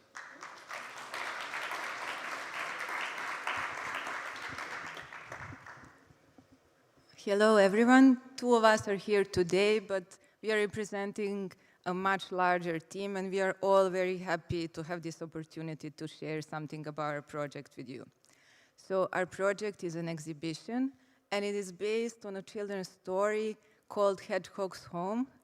It is written by Branko Ćopić, and we can say that this story represents something very special in childhood memories of many, many generations born and raised in Yugoslavia. But even today, more than 7 decades after it was published, there are new readers and new generations, and you can see we discovered that it still is a place of identification, shared place of memory, and a strong trigger for nostalgia. And having in mind this iconic status, I can say, of this story, but also the turbulent history of its reception, and also the very turbulent biography of the author, we have decided that this will be the starting points of our exhibition in the Museum of Yugoslavia in Belgrade. The exhibition consisted of 2 parts. The first part was dedicated to the poem itself, The Hedgehog Home, and it was designed as a fiction. And the other part was dedicated to the writer's life, and it had more documentary character. We started the whole process with workshops with children aged 5 to 10, first in Belgrade and soon afterwards in Zagreb and Sarajevo. We asked children of today, how do they understand this story, what do they find relevant, and how would they make exhibition about this poem. Soon afterwards, we did the same workshops with the deaf community and students of scenography. And these ideas and their drawings were starting point for further development of exhibition with numerous collaborators and a huge interdisciplinary team. The result was an interactive, huge space like a playground that allow you to sway on liana or jump on trampoline. Those are all the wishes from children. But also invites you in a dialogue about the intangible common heritage and the ways it can help us to rethink our identities today, to fight nationalism and xenophobia, think about the home and belonging, the communities we belong to, our recent past, and how can we use heritage today despite the official politic narratives. When you go out of this fictional space, you would enter a more documentary part of the exhibition that allows you to follow the life of the author, but also following the life of the author to his private archive and quotes, you would get to know about the wider socio-political context and Yugoslav history through a life of one significant person. Also, ending his life with a suicide, allowed and actually required from us to deal with the topic of mental health, depression, and suicide in this part of the exhibition, and we did it along the side with a team of psychiatrists that we worked with for more than a year. And on the end of this part of the exhibition, you could actually listen to the conversation about the mental health and see this whole life story through a perspective of mental health, actually. And this conversation also allowed visitors to consolidate a little bit at the end of the exhibition, but also this was not the end of the exhibition. You would have to go through the fictional part of the exhibition, in that way recreating the famous quote of this author that actually inspired the name of the exhibition and the main structure. And I'm sure a lot of us here working in culture can relate to this quote. It goes like this. Sometimes it seems to me that the children's literature and my work is just an escape from reality, from conflict with reality. A person avoids the inhuman world by returning to his childhood, inventing a new world that is better and more human than the one that surrounds him. I think we try to invent a better world in Museum of Yugoslavia than the one that surrounds us in Serbia, and maybe we managed, huh? Mira, what did the number say? Well, the exhibition was very warmly welcomed. It was 2 times prolonged. It was visited by more than 150,000 visitors, international and local. And it was welcomed by teachers, youth workers, educators, NGOs working with migrant and marginalized groups. They all had the exhibition as some kind of platform to work with all of these topics. What we learned from this project is that if we start from the cultural heritage that is considered as precious by communities, we can really engage people in dialogues despite of official cultural policy, of politics of memory, etc. So for the end, we really want to thank, on behalf of the whole team, to Europa Nostra for this recognition. It means a lot to all of us. Thank you. Ladies and gentlemen, the Hedgehog's Home, Inventing a Better World, from Serbia. And from Serbia, we now travel to the vibrant city of Barcelona for Casa Batlló, integrating neurodiversity in world heritage. Casa Batlló has pioneered inclusion by employing neurodivergent individuals in public-facing museum roles. It's a European precedent for inclusive practices in heritage management. And with us today at the podium are Amilcar Vargas, World Heritage Manager, and Ana Maria Acosta, Cultural Visit Manager at Casa Batlló. Hello, everyone, and thank you for being here with us. On behalf of the team of Casa Batlló and partners, we are very proud to receive this award. This is the rooftop of our magnificent house. And here we are, Anita and I, very happy to share this outcome. Well, Casa Batlló is a Gaudi masterpiece, a UNESCO World Heritage Site, and an icon of architecture. It's a monument with innovation in its DNA. It was a house built by Antoni Gaudí, finished in 1906. And our cultural experience combined heritage and technology in a unique way. Public events such as the annual mapping, as we can see in this picture, or in the Sant Jordi celebration on the 23rd of April, are known worldwide. But what makes us more proud is having given heritage a human dimension. In 2021, we launched a pioneer project for labor inclusion.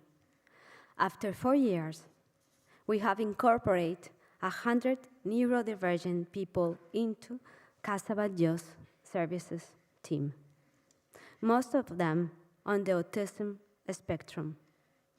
Integrating neurodiversity into the heart of our institution has been a unique challenge, given the number of people involved and the position they hold both in the cultural experience and in the shop.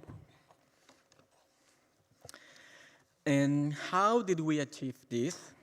First, by collaborating with a specialized partner in this field, a specialist externe. Second, by adapting the environment for neurodivergent people, from recruitment processes to workplace adjustments. And finally, with a comprehensive support tailored to each person's specific needs. The result has been a model designed to enhance each person's abilities, integrating neurodiversity naturally in the institution and breaking stereotypes. This project proves that true integration lies in mixed teams, and that neurodivergent people can hold positions of responsibility. Doing so, we can deliver excellent visitor services. Actually, during this period, our visitor satisfaction has increased notably. Today, thanks to the neurodivergent team, Casa Batlló has become a World Heritage Site that stands as an international benchmark for inclusion. We receive this award with pride, but also with the responsibility of sharing this model with the world. And to give visibility, we launched the campaign Neurodiversity with New Eyes, a series of interviews offering a new perspective on neurodiversity. Through them, we invite people to discover the richness of difference, convinced that heritage not only preserves the past, but also can help build a more human and inclusive future. This prize is not for us, it's for them. La gent es queda molt sorpresa moltes vegades perquè hi ha de compromès de l'autisme, però no acaba d'entendre, dic, què vol dir compromesos? I dic, jo mateix soc autista. I es queda, com? Tu ets autista? Clar, y traigas completamente el estereotipo. No. Desde pequeño siempre supe que era diferente a los demás, pero no sabía por qué. Estaba tan dentro de mi mundo que no lograba conectar con otros compañeros. Bueno, el hecho también de poder optar a un cargo de responsabilidad, que eso nunca había pasado, claro, me ha dado más autoestima y me ha dado más confianza en mí misma. Del mismo modo que hay que tener paciencia con los dispositivos electrónicos, o con los niños, o con los ancianos, con las personas neurodivergentes igual. Empatía, amabilidad, respeto y sobre todo una paciencia infinita.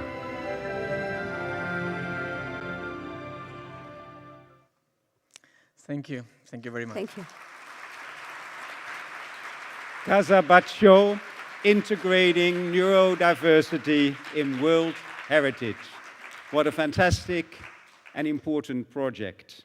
Last but not least, before the break, a project from Ukraine. This annual festival, the All Together Festival, brings together heritage professionals, children and young people in creative workshops and cultural events, fostering resilience, inclusion, and cultural continuity in the face of war.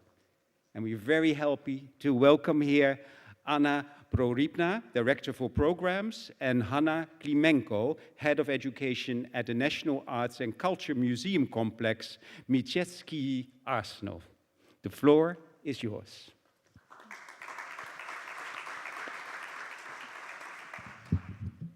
Thank you so much. We are really honored to be here and to present our project and to represent our institution. So I would like to start with a brief introduction about Mostecki Arsenal. So it's a national institution that works with contemporary art, museum practices, and also literature, publishing, and of course education, like as a very core of every our activity. Our institution is located in the old Arsenal building, and it's a monument of national significance. So our festival has been held since 2015, And over the years, its format and curatorial teams have changed, and we are truly grateful to all our colleagues who have contributed to its development. But what has remained constant is our focus on the potential of cultural heritage for inclusive and playful learning and creativity. And it's reflected in the festival title, as the All Together is designed for everyone, regardless of age, background, or educational needs. And this year's festival took place just 3 weeks ago in September, and it filled 6,000 square meters of the arsenal and featured over 60 events. And 40 organizations from 12 Ukrainian regions presented their work. So, at the heart of the festival are the participant stands, created by museums, libraries, different organizations that work with heritage here and not only. And each stand is not just a presentation of the institution, it's an interactive space for workshops and creative engagement. And this year, 22 museums from all over Ukraine participated, and we are proud that every year the festival continues to grow and engage more museums with, from different regions. And for example, you can see on the photo the stand of the Kherson Museum of Local Law, which was looted by Russian troops during the occupation of the city in 2022. For 2 years, the museum could only join the festival with event, but this year they presented their stand and shared stories from the local prehistoric times, and it quickly became one of the audience favorites. With our festival, we strive to create a space for interaction where children and young people can connect with heritage in inspiring ways. And also we support participants from different regions through a mobility program, because we understand that we should help them to visit a festival and provide them support for covering travel costs. But also we offer them professional training and networking. And I should say that since the start of the full-scale war, Ukrainian museums have lost access to their collections or exhibitions due to the safety risks, and they have had to adapt really quickly and to invent new ways how to engage audience beyond of safeguarding collections. And in this context, museum education has become one of the most effective tools for audience engagement. And we see our role as a national event in highlighting their best practices, in amplifying their voices, and demonstrating that culture and education can contribute to the audience resilience. And also, I should say that this award belongs not only to Mostecki Arsenal. It truly belongs to every our participant and also every our visitor. Yeah, and I'm very aware that our presentation is the last before the break, so I will be brief, I promise. I just want to show you our main program parts is interactive art projects. We want our children and our visitors to plunge into creative process, to touch different textures, see different shapes, see different colors, and to also work with neurodivergent children through our projects. So they are all very interactive and really allow them to have a lot of fun. Concerts and performances fill our enormous building with laughter and cheerful noises, and literary space allows to read books.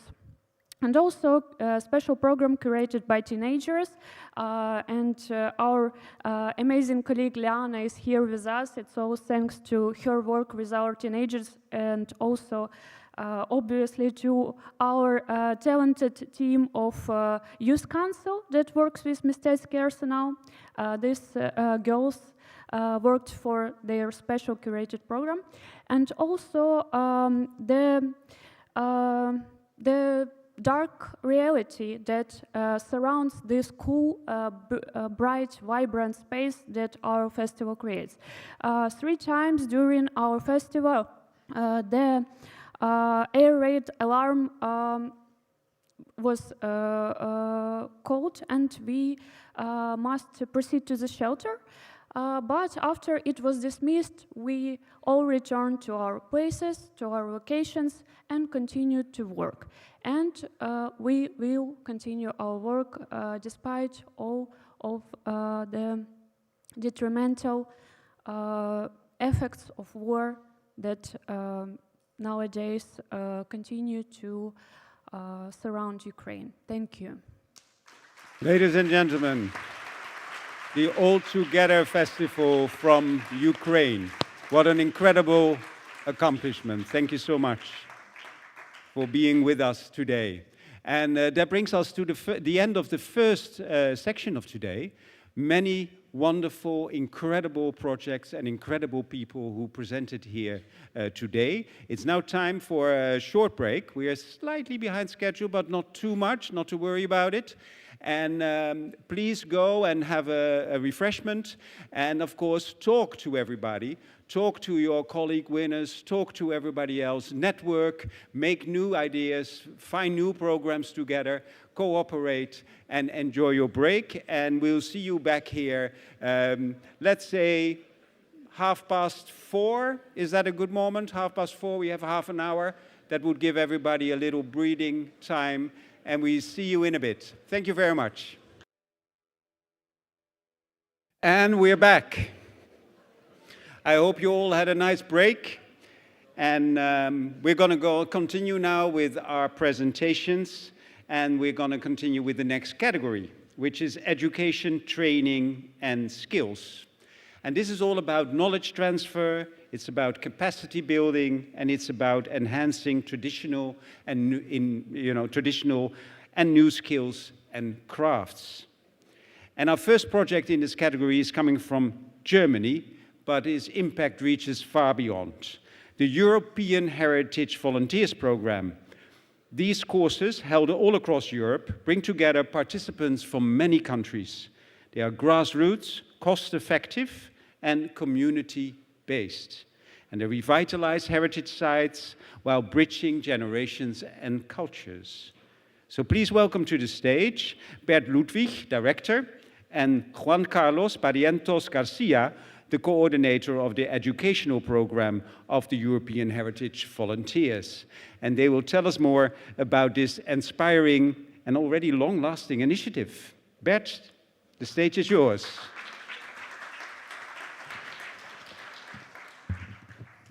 So good afternoon, everyone. We have decided to open our presentation with a video so you can better capture the dynamics of our training courses. The training courses organized by European Heritage Volunteers are immersive, 2-week experiences combining hands-on conservation with theoretical learning. Under the guidance of master craftsmen and heritage experts, participants engage directly with traditional crafts and restoration techniques.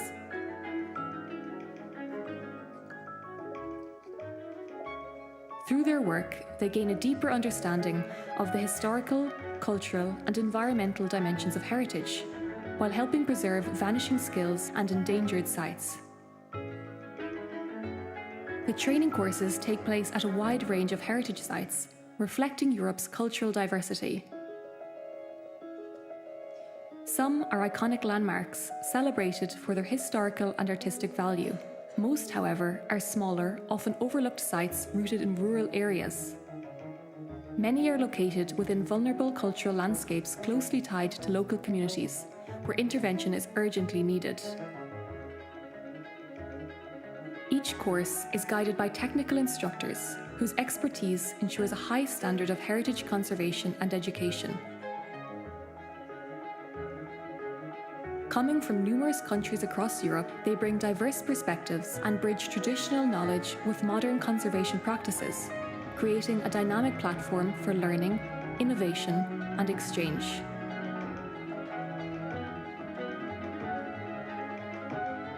A defining strength of the programme is its close collaboration with local communities, where craftsmen and community members share invaluable knowledge.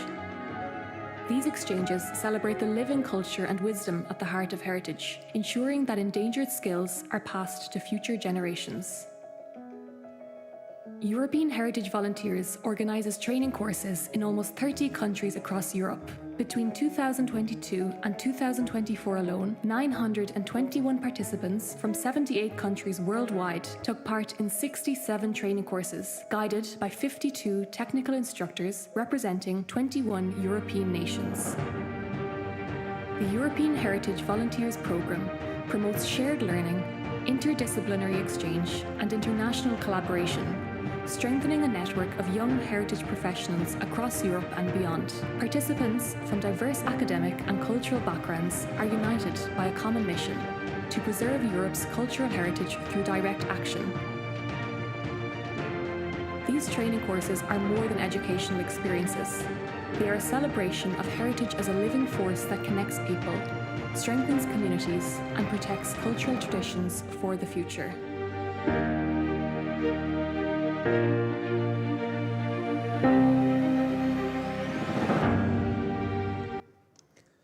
Good afternoon. After you have experienced a bit the spirit of the European Heritage Volunteers Programme, allow me to add some facts, some information about the frame of the programme. The programme consists of courses of 2 weeks duration, combining hands-on work with a structured and educational programme.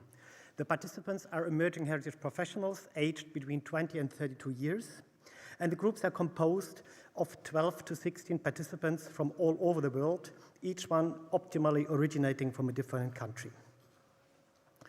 The program is coordinated by European Heritage Volunteers and is implemented in cooperation with heritage institutions and heritage-related non-profit organizations throughout Europe. The program takes place at a wide range of heritage sites, which fall within 2 distinctive areas. On one hand, well-known iconic heritage sites, and on the other hand, and this with a certain focus, on neglected sites and places requiring urgent intervention. Within these broad settings, the training courses address a rich variety of heritage types. The heritage themes are also very broad. They are documentation and research, traditional crafts, conservation and restoration, archaeological techniques, park and landscape stewardship, and others. The core of the European Heritage Volunteers Programme are the educational aspect and the transmission of skills. Under the guidance of experienced heritage professionals, participants acquire hands-on expertise in traditional crafts and conservation methods. In result, the program supports conservation of heritage sites on one hand and revitalizes and intergenerationally transmits the skills needed to safeguard them in the future. By doing so, the European Heritage Volunteers Programme creates an international network connecting people. Heritage serves as a bridge between local actors, craftspeople, community activists, and emerging heritage professionals. The program creates a content-wide, interconnected web of people engaged for European cultural heritage.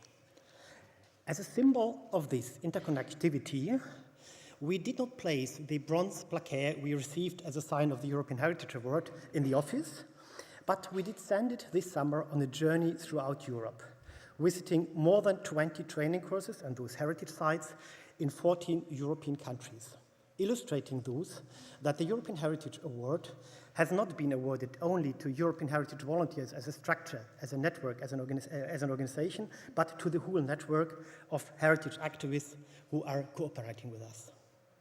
We are convinced that in this spirit, the European Heritage Volunteers Programme will connect also in the upcoming years more sites, more heritage custodians, more emerging heritage professionals.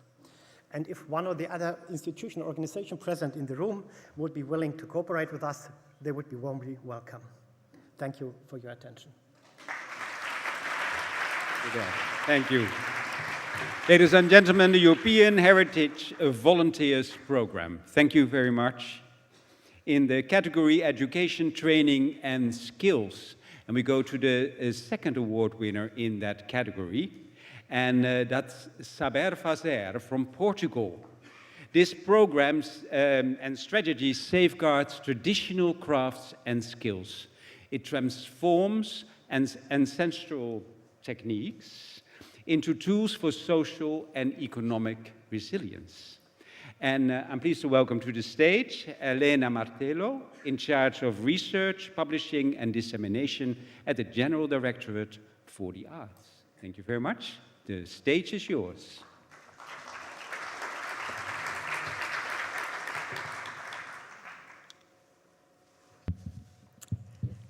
Good afternoon. First of all, it is a pleasure to be here at this great heritage meeting organized by Europa Nostra. I am here on behalf of the Programa Saber Fazer Portugal, representing all the team. This award is for all the Portuguese artisans. The Saber Fazer National Programme was approved through the Council Ministers' Resolution in 2020 that established measures for the safeguard, recognition, and sustainable development of artisanal production. The aim of the program is to settle traditional artisanal production as a dynamic, innovative, and sustainable sector which actively contributes to the richness and diversity of cultural heritage and to the socio-economic development of the country. The implementation of the program was assigned to the General Directorate for the Arts and is supported by the Recovery and Resilience Plan, and will continue as a structured policies that reinforce the importance of living arts, reducing territorial inequalities through the support, appreciation, and promotion of artistic practice and traditional knowledge. The program has four main purposes: preservation. We collect, organize, produce, and disseminate knowledge about crafts, practice, and their natural material. Training, knowledge transmission to new generations and new practitioners. Empowerment, assistance and strategic innovation, promotion, cultural and economic valorization of arts and crafts. Make available to the public an online repository of information and documentation in a dynamic and integrated way, with various levels of depth and raw materials, artisans, techniques, and knowledge.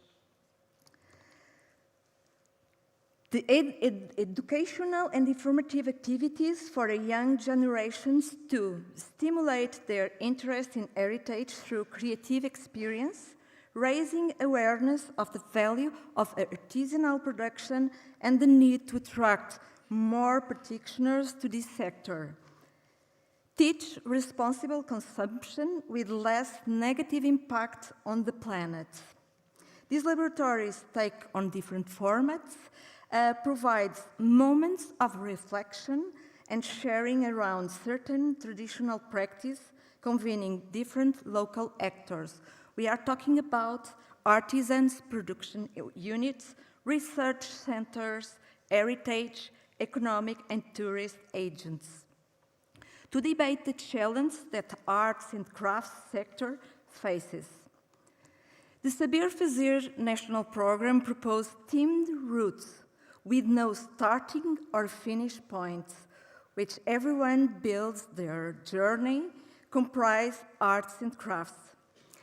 The artisanal activity can be relevant as a tool for communicating and promoting regions of Portugal and sustainable practice that benefit local communities. The Portuguese exhibition, Artisanal Production, the Current Relevance of Ancestor Knowledge, promotes recognitions and relevance of artisanal production for contemporary society. And the exhibition is organized in 4 axes: the everyday meaning of production, respect for the landscape, cultural value, economic resilience, and with a focus on artifacts characteristics, the symbolic, the immaterial intelligence, the technical detail, and the shelter. These are all concepts that manifest and intersect fluidity in different artifacts, revealing the mastery of artisans in responding to the diverse needs of societies in each area. We have a book collection, and the first book presents the principle and axis by which the Subversive National Program is guided. And the following books emerge from each laboratory, and they explore one or more traditional techniques and have contributions for specialists whose research and work path is within the scope of arts and crafts, highlighting the importance of valuing this sector. We invite all of us to visit our website and explore the repository, and feel free to contact us. Thank you very much. Muito obrigada. Ladies and gentlemen, the Saber Fazer program, thank you very much for your explanation of this wonderful strategy. And from Portugal, we go to Romania, the Astra Center for Activities and Regional Resources. The Astra Center revitalized the medieval guild hall as a vibrant hub for training and cultural exchange, professionalizing artisans and linking heritage with local communities. And with me are Ciprian Stefan and Mirela Iancu, manager and deputy manager at Astra. Please welcome them.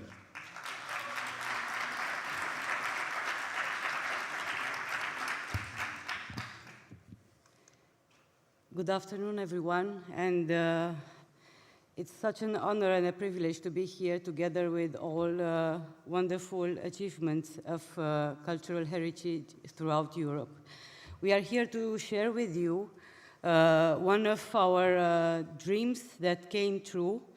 We've been thinking about this center for more than 10 years now, and we had the privilege and the honor to make it happen in the last 2 years. It's a project that stemmed from the all invisible and visible roles that this iconic building in the medieval city of Sibiu had through the 600 years of history, serving and still standing as a guild hall, all the craftsmen and the local community. And also, it managed to be there for the needs of our various communities, starting with the local community, all the heritage community, and mainly the practitioners in preservation of built heritage throughout Romania. I will give the floor to Ciprian now. Thank you so much, Mirela. Can you help me, please, with... Okay. So this project, when we think about it, was after about 15 years of research in the countryside in Romania. And we saw there very important resources, the human resources. A lot of people with skills, a lot of people with know-how, but they couldn't work in the market. Why? Because they didn't have any paper that proves their skills and competencies. So that was the reason when we built this project, because we need them. In Romania, there are more than 26 open-air museums with more than 3,000 buildings, historical buildings. In our rural landscape, in all Romania, we have thousands of historical buildings that need these resources, these human resources, in order to restore them and also to valorizing them. And we start doing this project. It wasn't so difficult to do it because we knew how to do it. In Astra Museum, we said we are not just a museum, we are a phenomenon. Because for us, developing society is one of the most important things through the cultural heritage. And in center of Sibiu, we built this program for certifications, the competencies of the craftsmen in carpentry, masonry, and brickstone. Now we have more than 91 craftsmen certified in this project and 7 companies that work in the field. But the most important thing is that we create the legal framework in all our national financial instruments. The companies and the authorities are obliged to work with these certified craftsmen. And that is the most important thing. One another important thing is that through this project, we managed to have not just a cultural project, we have a cultural friendship. Together with our partner from Norway, Museum Trøndelag, we worked together with them since 2009. And since then until now, we built strong project, not just for Sibiu, but also for Romania. We have the private sector. They are here in the room. Ambulance of Monuments from Romania. We have their expertise. We have the authority, the county council. And our president, she's here together with us today, but she was here at the beginning of the project. We have Purvu, another friend of us, and I have my team, because we have to talk about the future of cultural heritage with the people who built this project. Not just the project for the people and for the society and for the community. We have to think about them. We have to think about the future of the cultural heritage, and for that we have to build something new and something good for our employees. Because it's very important to be present in a project, but which will be the future if we don't offer them the importance of their work? This is our opinion, and this is how we manage the things in Astra Museum and in Sibiu. And future capital, of course. So this is the special receipt that makes us one of the best open-air museums from Europe. And we build, yes, we know how to build roads for remaining home for the people who live in the countryside, offering them a future and offering them an opportunity to develop themselves through the cultural heritage. Because yes, in our opinion, the culture sector really developed the society. And this is Astra, this is Romania, and thank you, Europa Nostra. Thank you.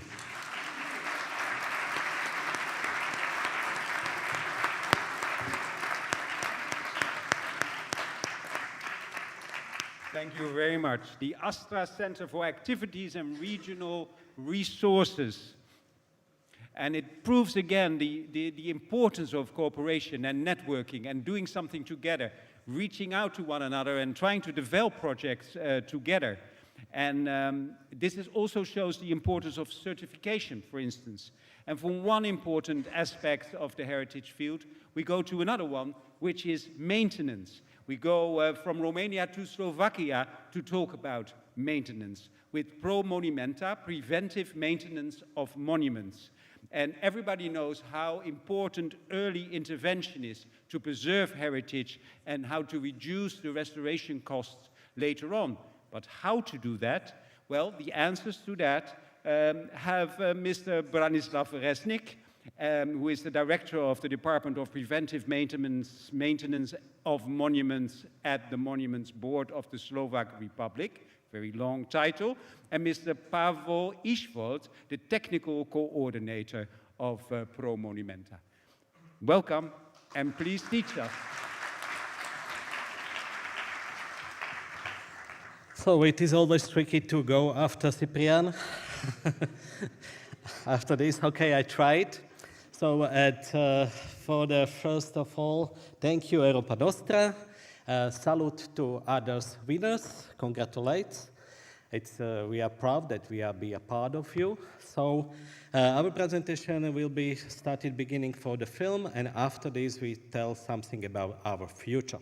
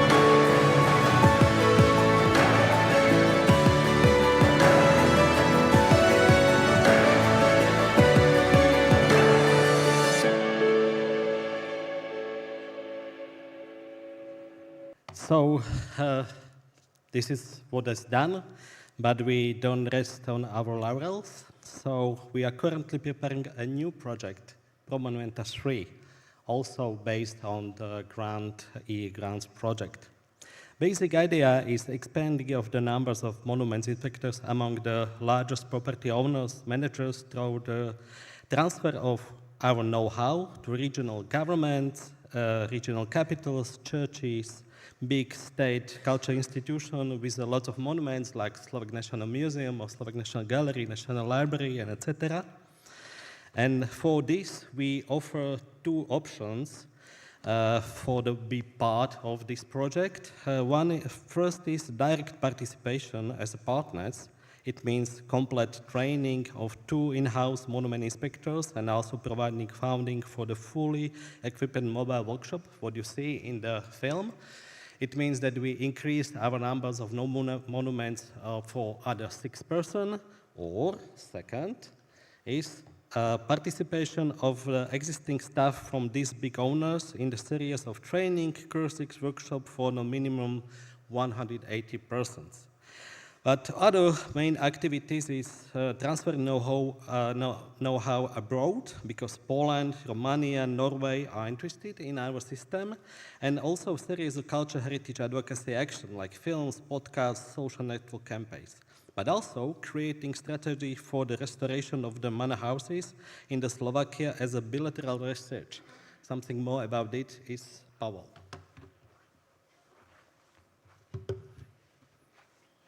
Thank you. So there is one more challenge for us, and this is the heritage in danger. Slovakia is a home to many aristocratic residences, but due to the social changes in the 20th century, many of them are neglected, deteriorating, or have unresolved ownership issues. State support is minimal, and private investment is often unprofitable due to the high restoration costs, estimated now in the time of economic crisis for 1.6 billion euros.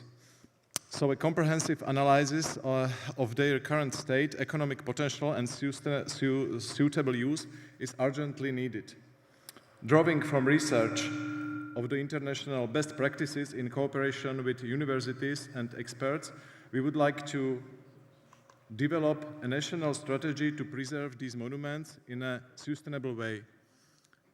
Restored manor houses could generate jobs and support local economies through tourism and local services. It is our responsibility to safeguard this truly European aristocratic heritage for future generations. Thank you. Wish us luck. We are near to get the contract. We hope that in the end of this year, we have a contract with the E-grant. So thank you so much, friend. Thank you. Ladies and gentlemen, Pro Monumenta, preventive maintenance of monuments. Very important. I used to live in a house where the only way to shower was waiting for rain, so I know exactly what they mean. All these wonderful projects I think are great. You immediately want to participate and sign up.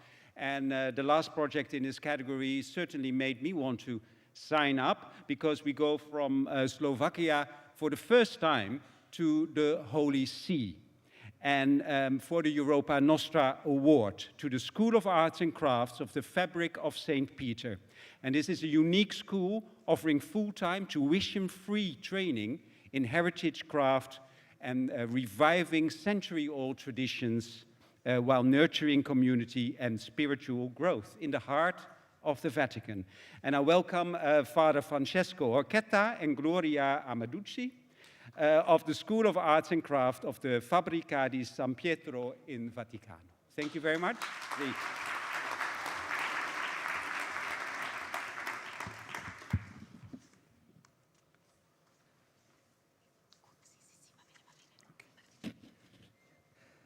Dear team Europa Nostra, dear all, The School of Arts and Craft of the Fabbrica di San Pietro in Vaticano is designed and structured to restore vitality and authority to the craft tradition that constitutes not only a precious heritage of the past, but also an asset of present society to offer to future generations. Its history follows in the wake of an ancient tradition dating back to the late 18th century, leaning on a popular school of professional nature to train master masons for architecture. In the 18th century of Fabbrica di San Pietro established the Studio Pontificio delle Arti for the training of aspiring Sanpietrini and craftsmen. For the Fabbrica, it was an act of care and responsibility, and it also responded to the real need to provide adequate training for new generation of Sanpietrini to be employed in the Basilica. Today, 215 years later, the Fabbrica di San Pietro, in collaboration with the Foundation, Fratelli Tutti Foundation, has chosen to give new drive to an ancient mission to support and transmit to young people the heritage of knowledge and the skills handed down by generation of artists and the Fabbrica di San Pietro, where practical experience and know-how have been a trust reference for centuries, despite the progress of technology and the application of the scientific method of the architectural techniques. The courses offered are related to the most historically relevant tasks present in the Fabbrica di San Pietro, and that mainly correspond to the craft activities still in demand in contemporary construction: masons, plasterers and decorators, carpenters, stonemasons and marble workers, blacksmiths, and mosaicists. History, matter, techniques, tradition and innovation are the training model of the Vatican School, which aims at an integral dimension of education that reconnects speculative and practical knowledge by bringing together technique and technology, craft activities, and theoretical study. The school targets young people with different backgrounds, eager to learn a trade and willing to live a unique communal experience. For this matter, the training we offer embraces all aspects of a person's life, relational and spiritual, in order to project young people toward a broader and deeper horizon of meaning. The school encourages the art of educating, aiming and bringing out personal skills, dreams, and self-knowledge for a greater objective, that of experience authentic life, which includes overcoming challenges such as fatigue and solidarity in sacrifice with others, a true social baptism to grow in humanity. Moreover, it chooses to combine manual skills, the hands, the head, and the heart, meaning the dimension of affections and the will that direction choices to the God and the beautiful. Specifically, the courses aim to develop skills during lectures, seminars, guides tour, and study visit to the different locations in Italy. The courses are held inside the Vatican City in the Palazzo della Canonica, and laboratory activities take place in the workshop of the Fabbrica di San Pietro. Through this form of activity, apprenticeship, students can immerse themselves in the life of the Basilica and those learn about its spirituality, places, people and organization. In order to stimulate the relation aspect in a style of sobriety, the 20 students will live together in shared apartment through the entire experience, a small laboratory of fraternity in which all pupils can challenge themselves, aspiring towards a wholesome growth. Mahler was whose music makes us feel European, used to remind us tradition is the preservation of the fire, not the worship of ashes. Thank you for Europa Nostra. Thank you for your attention. Thank you very much. The School of Arts and Crafts of the Fabbrica di San Pietro in Vaticano. Thank you very much. Father Francesco Occhetta e Gloria Amaduzzi. We now go to the category research, which is secretly one of my favorite categories, which celebrates innovative projects that have a measurable impact in safeguarding cultural heritage. And the first initiative is from Belgium, the Heritage Trees Project. And this is about safeguarding monumental trees in Flanders by growing their descendants, linking heritage, biodiversity, and climate action through community involvement. Please welcome Daan de Klerk. He is the Heritage Landscape Policy Officer at the province of East Vlaanderen, who will tell us more about this inspiring initiative. Please, the floor is yours.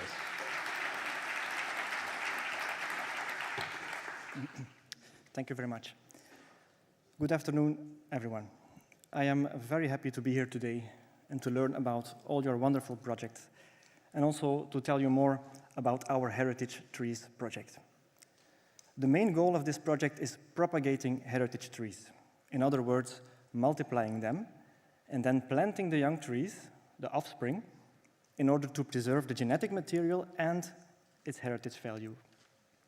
This innovative project was founded in 2020 by the Heritage Department of the province of East Flanders in Belgium, and it's a part of the provincial heritage depot or repository in the town of Eename. The aim of our project is multi-layered.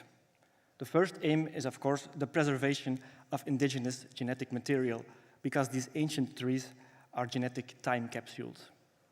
The second aim is related to heritage conservation.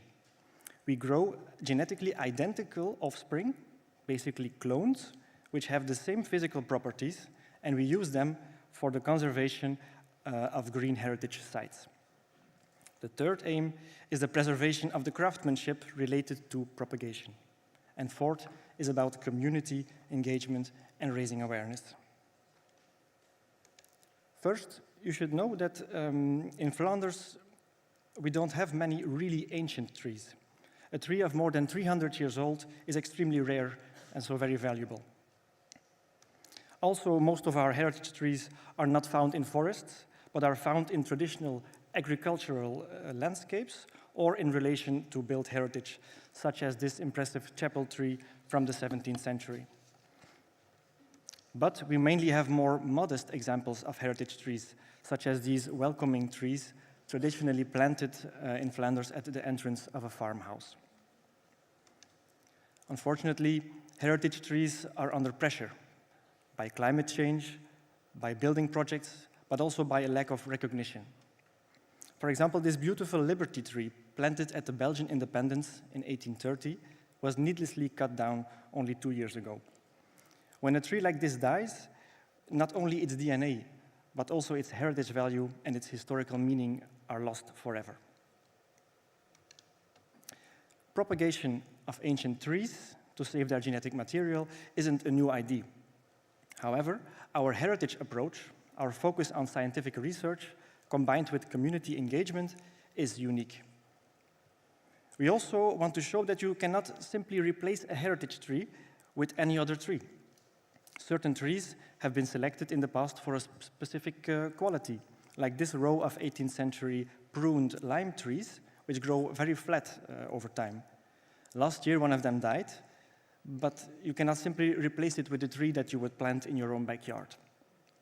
Therefore, we grow the genetically identical offspring, so the new tree will have exactly the same physical qualities. Propagation of ancient trees is very difficult. Thankfully, there are still people who know how, such as this retired tree grower who shares with us his decades of experience in propagation craftsmanship. And here we see an expert in grafting who is teaching me and my team the tricks of the trade. We use different techniques depending on the type of tree and the time of year. This is how we collect grafting wood for wintertime propagation. Here you see grafting in action, people working together and learning from each other, transferring knowledge to our partners and volunteers. We grow the plants on 3 different sites in order to spread the risk. We grow them both in containers and outside in the ground. The scientific approach is very important to our project. We label the trees the same way as we do the other objects in our heritage depot, meaning that every tree is monitored and traceable. And when we plant our offspring, we map the location into a GIS system. This way, the genetic origin can always be traced, and new offspring can be generated from the newly planted trees. This tree was the start of our project. For centuries, law was spoken under such trees such as this one. When it was cut down by a storm in 2020, there was a strong feeling of loss for the local community. We grew offspring from the ancient tree and planted a new one on the original location. And the other offspring was distributed to the local community. On the right, you see a family who planted their tree as a birth tree for their newborn child, now 5 years old. This is an example of restoration of green heritage, where a historic row of trees is again completed. This photo shows local people who restored a small chapel and then replanted the chapel tree, which was cut down long ago. On the right, you see the priest who is blessing the new tree. We also focus on raising awareness. This summer, we did a flyer promotion, and we even had real live walking trees. Here, our trees are used to plant a forest of birth trees. And it doesn't always have to be a heritage location. We also plant our trees on new public developments or elsewhere in our landscape. Now, after 5 years of building experience, we hope that we can inspire others to do the same. We want to actively share our knowledge, and next year we are starting our first international knowledge sharing project. I'm very excited about that. In conclusion, it's clear that apart from the scientific approach, the project also brings people together. These are pictures of our own award ceremony in August at the provincial heritage site of Eename in East Flanders, where a tree was planted to celebrate this award. It was truly a wonderful day. Finally, I am here today as the coordinator of this project, but the Heritage Trees project is of course a joint effort by many helping hands, and I want to take this opportunity to thank all my colleagues, volunteers and partners, in particularly the Flemish Institute for Nature and Forest Research, the provincial site Het Leen, the Arboretum Rivierenhof of the province of Antwerp, the regional landscape agencies, and the Flemish Heritage Department. Thank you very much for your attention. The Heritage Trees project from Belgium. Now, if future generations are looking back on this meeting of these awards, we have photos, we have video, but we have no idea what the room smelled like. And that's exactly the question that researchers ask themselves. What is the smell of heritage, the smell of the past? What is the role of smell in European history. So at this moment, people are handing out materials. This is not a social experiment. It's just giving you special sticks. So the story that you will tell will have even more impact than it already will have. So please, I welcome to the stage Inge Leemans. She is the Professor of Cultural History and the head of the Netherlands Lab at the Royal Netherlands Academy of Arts and Sciences. And Raphaël Troncé, and he is the Associate Professor at Eurecom. And they both will take us on a sensory journey through Europe's past. Welcome.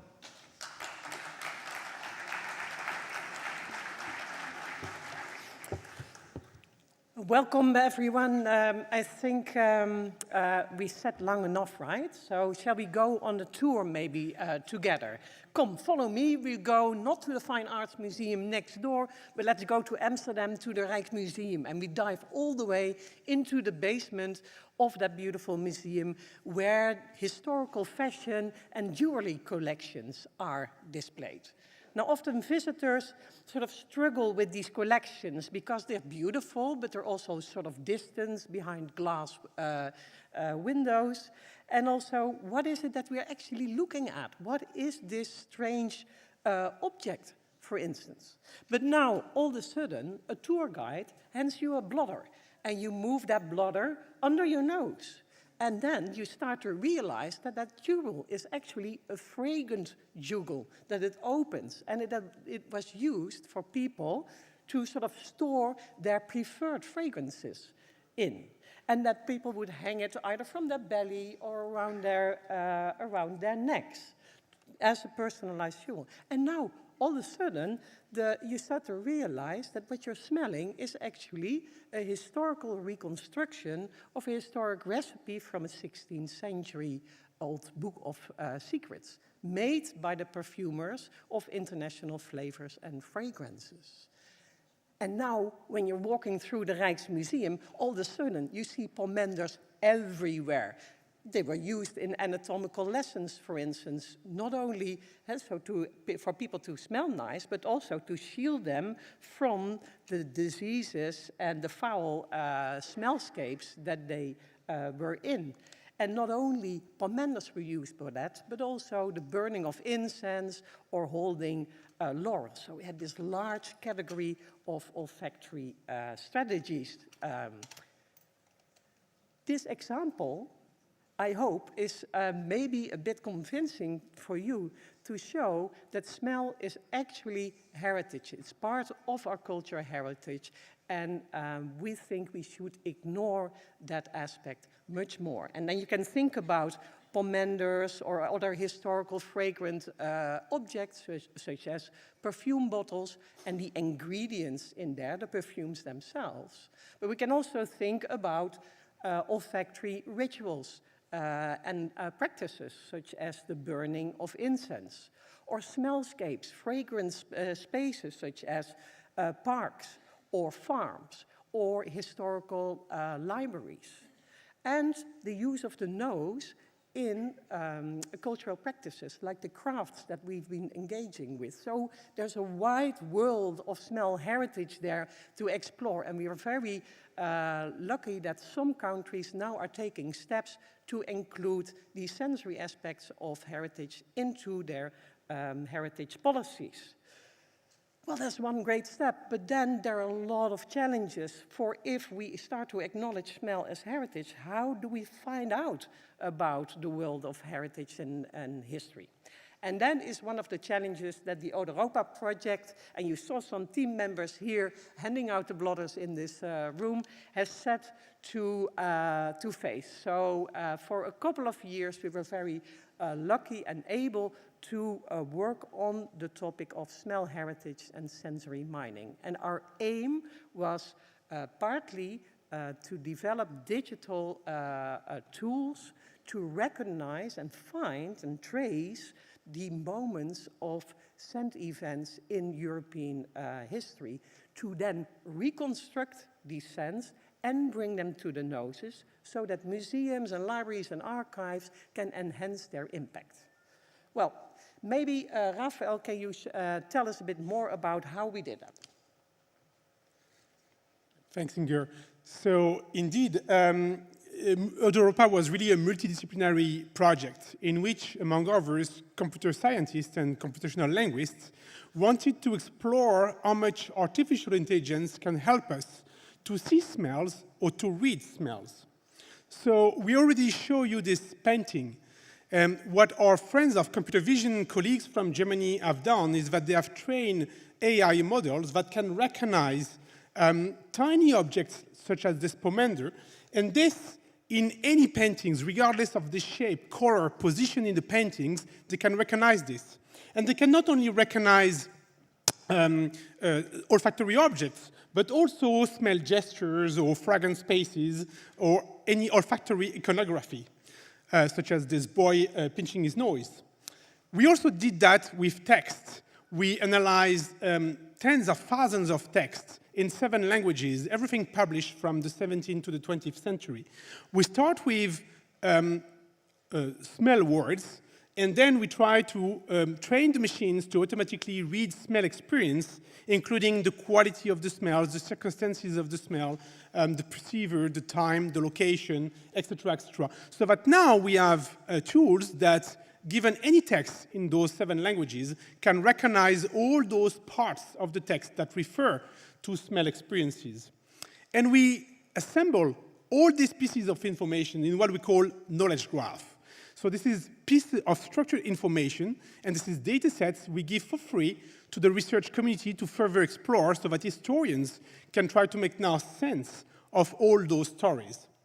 And to facilitate this, we developed tools such as this Europa Smell Explorer, which is a digital tool that helps you to analyze how people in the past talk about smells. For example, we can again talk about stories of the pomander and see how frequently it was mentioned in the past, with what sort of emotions or smell quality it was often associated with, again, in our past literature. And we also develop a so-called encyclopedia of smell heritage, where we have, historians have curated entries in order to tell and narrate stories about significant smells. Can I give you the commandos back? Yeah, and then as the Europa project was really an interdisciplinary project where we collaborated with computer scientists, historians, art historians, heritage scientists, and perfumers, and of course the heritage institutes, to then also reconstruct or represent the sense that we have found in history. We won't dive into details, but in the end we made a sample of the historical scent, of some of the historical scents that we worked on, and we brought 2 of these smell kits. So if one of the partners here wants to explore working with smells, then you can approach us after this lecture. And we created a toolkit as a sort of a kickstart for museums and other heritage groups to start olfactory storytelling. Why are we doing this? Because we see that in heritage and tourism, we see a growing interest for multisensory approaches to heritage. Over time, more and more museums are sort of discovering the impact of, or the additional impact of olfactory storytelling. And there are multiple, I can't go into details, but as smell is democratic, many people have noses, have smell experiences, can tap into history while smelling. But also, as so more people are coming to museums, if the scent is brought into the museum, also more diverse groups are coming to museums. So there are many different ways in which scents can help to also highlight our European heritage.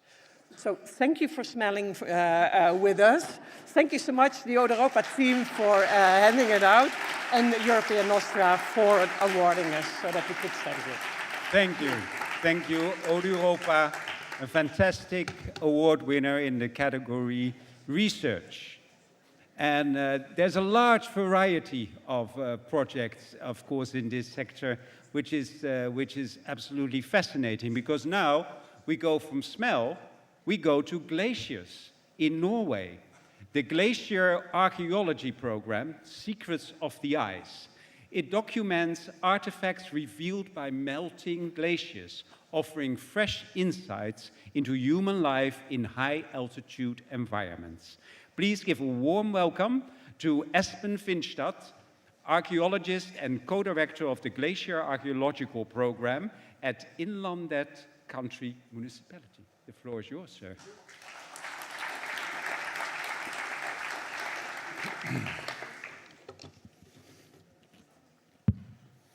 Thank you. Secrets of the Ice is a glacier archaeology program in Innlandet, in county in Norway. And it's a collaboration between the Innlandet County Municipality, the Museum of Cultural History at the University in Oslo, the Norwegian Mountain Museum, and the Climate Park, which we have built up from nothing. On behalf of all, thank you very much for the award. Melting ice in the mountains has revealed extraordinary finds. Since 2006, we have saved 4,500 artifacts. It's traces of reindeer hunting and mountain travel, some as old as 6,000 years old. It's a paradox that human-made climate change is what makes these finds possible. 15 scientific papers present our results, and in exhibitions and online, we share them with the public. The program's mission is to safeguard and communicate this fragile history, ensure it's preserved for future generations. We are proud that our Europa Nostra front page this year has a photo from the ice tunnel in the climate park, which we have built. The boy's name is Iver, and the ice here is 7,700 years old. The picture is called Iver and the Planet. It speaks for itself. I will close by showing a short film that best illustrates our work. High in the towering mountains of southern Norway, ancient secrets lie frozen in time.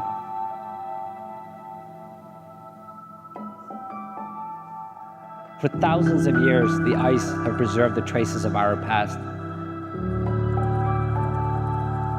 But now, as the ice disappears, our shared history is revealed.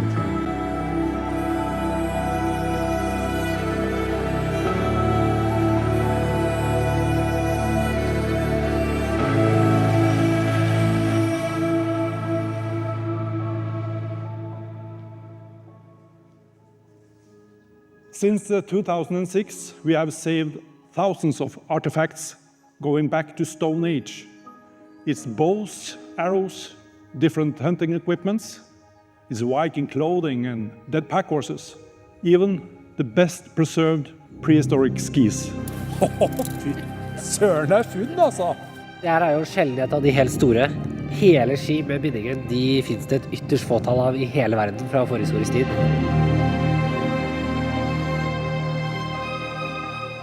Each find is a window into a long-forgotten world. In the past, they were both willing and able to hunt the highest peaks and traverse the icy passes. All these discoveries, they allow us to populate the mountains with hunters, with travelers, craftspeople, farmers, even children, essentially with families. It's not just about Norway. It is bigger. It's a European history. The findings are not only preserved, they're shared.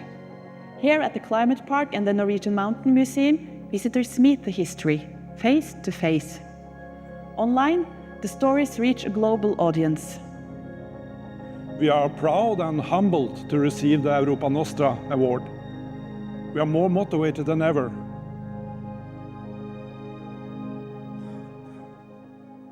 The ice is like a gigantic deep freezer. It's a time machine. And it's a race against time to save the history melting out of the ice. These discoveries, they're more than just a scientific insight. They are a warning. Climate change is not only melting our ice, it is erasing our cultural heritage.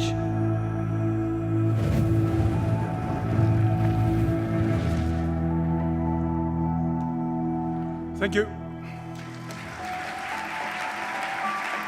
The Glacier Archaeology Program, Secrets of the Ice, from Norway.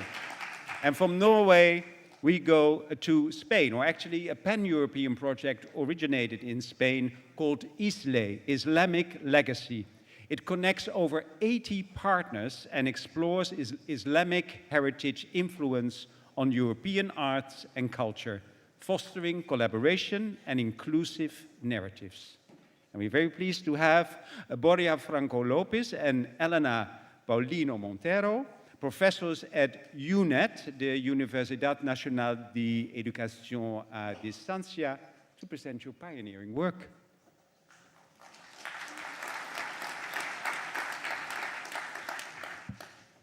Well, thank you so much. And we would like to start thanking Europa Nostra for this award and also for the opportunity to present this collaborative research project today about Islamic legacy in Europe. Heritage has never been a neutral or fixed legacy, as all of here know.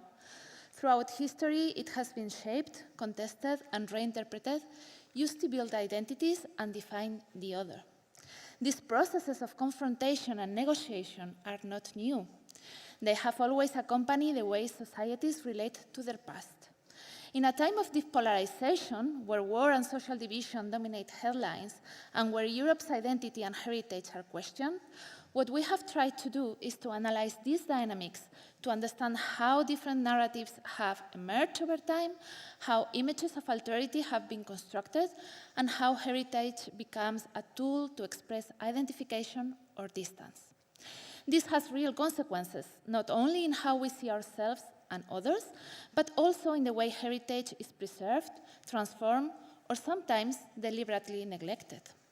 We believe that raising awareness of the Islamic heritage in European soil can help to create a better understanding of the richness and complexity of Europe's history. The path to understanding lies in open debate, in critical reflection, and in the exchange of ideas across borders. This is precisely what Islamic Legacy Project set out to do, bringing together more than 2,040 researchers from 34 countries. The aim of this project was to study the relations between Christianity and Islam in late medieval and early modern periods from a transnational and interdisciplinary perspective. Traditionally, there has been a geographical and also a disciplinary segmentation. Places like the Iberian Peninsula, the Balkans, Greece, Central Europe, or Italy have been studied in complete isolation. The main goal of ILE has been to provide a pan-European connected history of the Islamic legacy in the continent.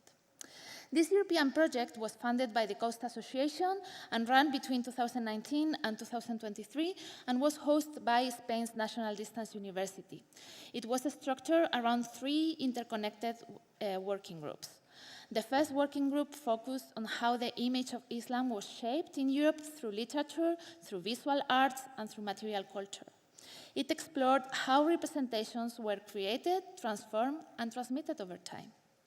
The second working group examined the movement of people and objects between North Africa, Europe, and Asia. Migration, trade, or war all play a key role in facilitating the movement of Islamic-made goods into Europe. We studied artworks and heritage not only through the lens of confrontation and rivalry, but also considering cultural exchanges, mutual admiration, and shared aesthetic values. Many of these objects are preserved in modern museums, and their stories help to understand the richness and complexity of the past. The third working group analyzed the evolving idea of borders and their role in shaping historical narratives. Far from fixed lines, borders were, and today are, zones of contact, negotiation, and reinterpretation central to understanding Europe's cultural heritage and its management today.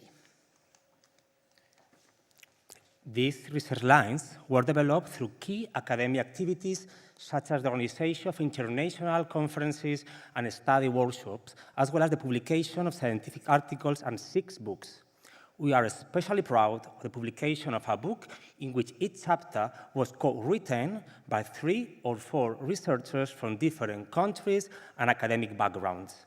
This collaborative format reflects the spirit of dialogue and exchange that defined the entire project. In addition, 3 flagship initiatives brought the project to a wider and more diverse audience. First, training schools for PhD students were held in Granada, Tunis, and Lund, where junior and senior researchers engaged in rich cross-generational dialogue. Second, a MOOC entitled Material Culture of Islam in Europe, Narratives Around the Pre-Modern Mediterranean, brought together over 40 scholars from different countries to share the latest research openly.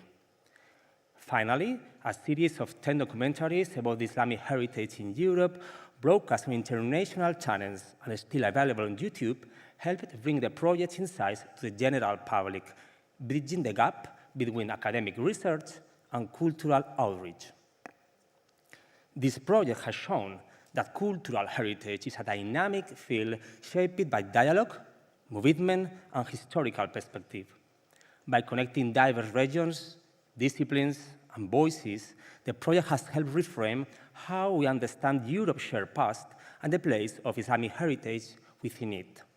Through collaborative research, public engagement, and educational initiatives, we have not only studied historical heritage, we have also contributed to how it is interpreted, communicated, and preserved for the future.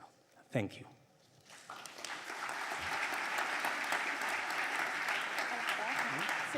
The pan-European project, Islamic Legacy, ladies and gentlemen. And that was the last project in the category research. We now go to the last category of today, the category conservation and adaptive reuse. This recognizes projects that conserve, regenerate, and adapt cultural heritage, including landscapes, to new uses. And the first stop of this category is the tower roof of the Church of St. Mauritius, the restoration of Austria's only surviving late medieval polychrome tiled roof, blending traditional craftsmanship, advanced research, and community pride. And here to share the story behind this remarkable and, I might say, colorful restoration is Gerold Esser, the curator at the Federal Monuments Authority in Austria. Thank you. The floor is yours.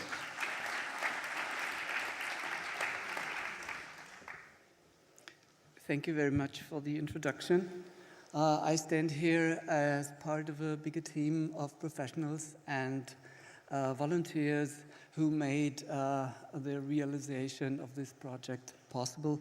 And I would like to thank Europa Nostra and the European Commission for this prize. Spitz on the Danube is an old wine-growing village in Austria located in the Wachau cultural landscape, a UNESCO World Heritage Site. After a summer hailstorm, new and old damages to the roof tower of St. Mauritius Church became evident. The overall poor condition of the roof, truss, and the colored glazed tiles required the planning and implementation of a comprehensive restoration project for the entire church tower. As a basis, a detailed record of the existing structure was compiled, and in-depth research into the building's history was conducted throughout all project stages. In the course of the work, the history and significance of the roof has been deciphered and rediscovered, revealing the depiction of an enclosed or fenced flower meadow. This motif, known as Hortus Conclusus, depicts the heavenly garden as a symbol of paradise. The new knowledge restored a missing link in the architectural history of the church and made it legible for us today. The roofs of the church thus convey a Christian iconography of hope for salvation, with the cross and Christ above the choir and the heavenly garden with Virgin Mary crowning the tower. The artistic program of this masterpiece was executed with the completion of the church between 1505 and 1508. Emperor Maximilian I, one of the potential clients, had his red, white, red coat of arms incorporated into the roofing during construction. The restoration work aimed at preserving as much as possible of the medieval wooden roof truss and the ceramic tile roofing in order to technically secure the structure and to improve the building's physical condition. Traditional construction and craft techniques were used. The work was carried out by companies from the region. When restoring the rediscovered roof pattern, the greatest precision and sensitivity had to be applied in the selection and replacement of new tiles, which were handmade according to the old templates. Even after restoration, today, approximately 75% of the original material remains intact. The roofing company from Tyrol was awarded the Austrian Monument Protection Medal for their outstanding work. The late medieval polychrome covered tower roof is unique in Austria and beyond. It is one of the last well-preserved examples of a highly representative roof type that was popular in late medieval European architectural culture. It was used by nobility, clergy, and towns to demonstrate their claims to importance and power. Internationally renowned examples of polychrome roofing include St. Stephen's Cathedral in Vienna and the Golden Roof in Innsbruck. Some very few selected examples from Romania, Italy, Germany, Switzerland, and France reveal the European dimension of the Spitz roof as part of this specific cultural heritage. Therefore, the highest standards were applied to planning and execution. In terms of documentation and research methods, our work has broken new ground.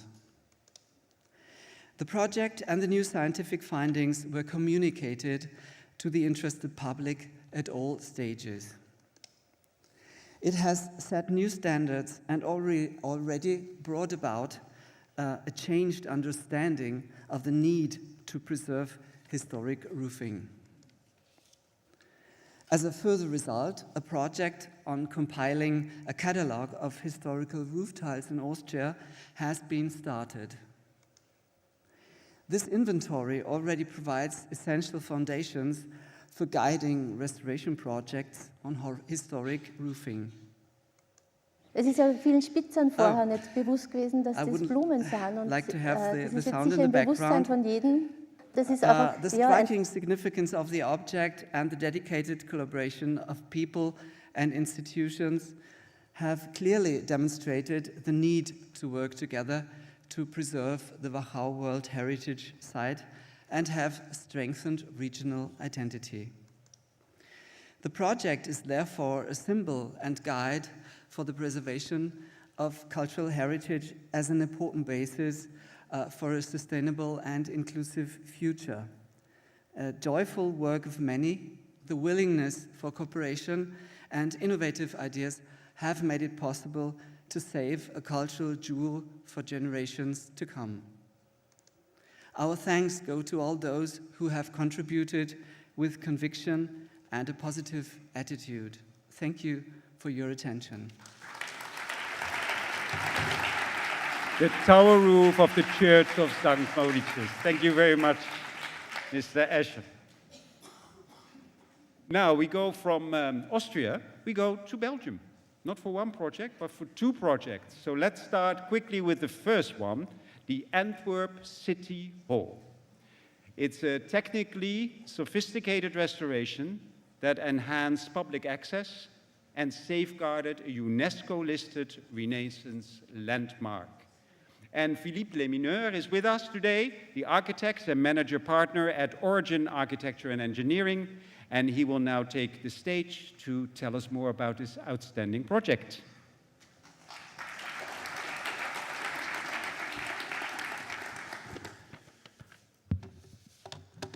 Thank you all. I'm standing here alone, like a lot of us, but I'm in the room with René van Poppel, also from the project partner of Hub Architects, but in fact,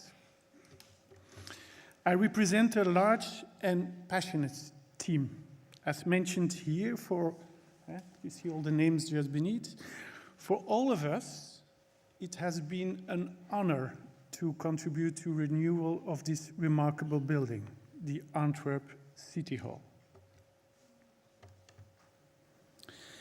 The City Hall, built 450 years ago, is an emblem of the Flemish Renaissance. Colored drawing you see on the left dates from 1582. It shows the originality of the architectural language, and it shows also that it's a synthesis of Italian classicism and a local tradition.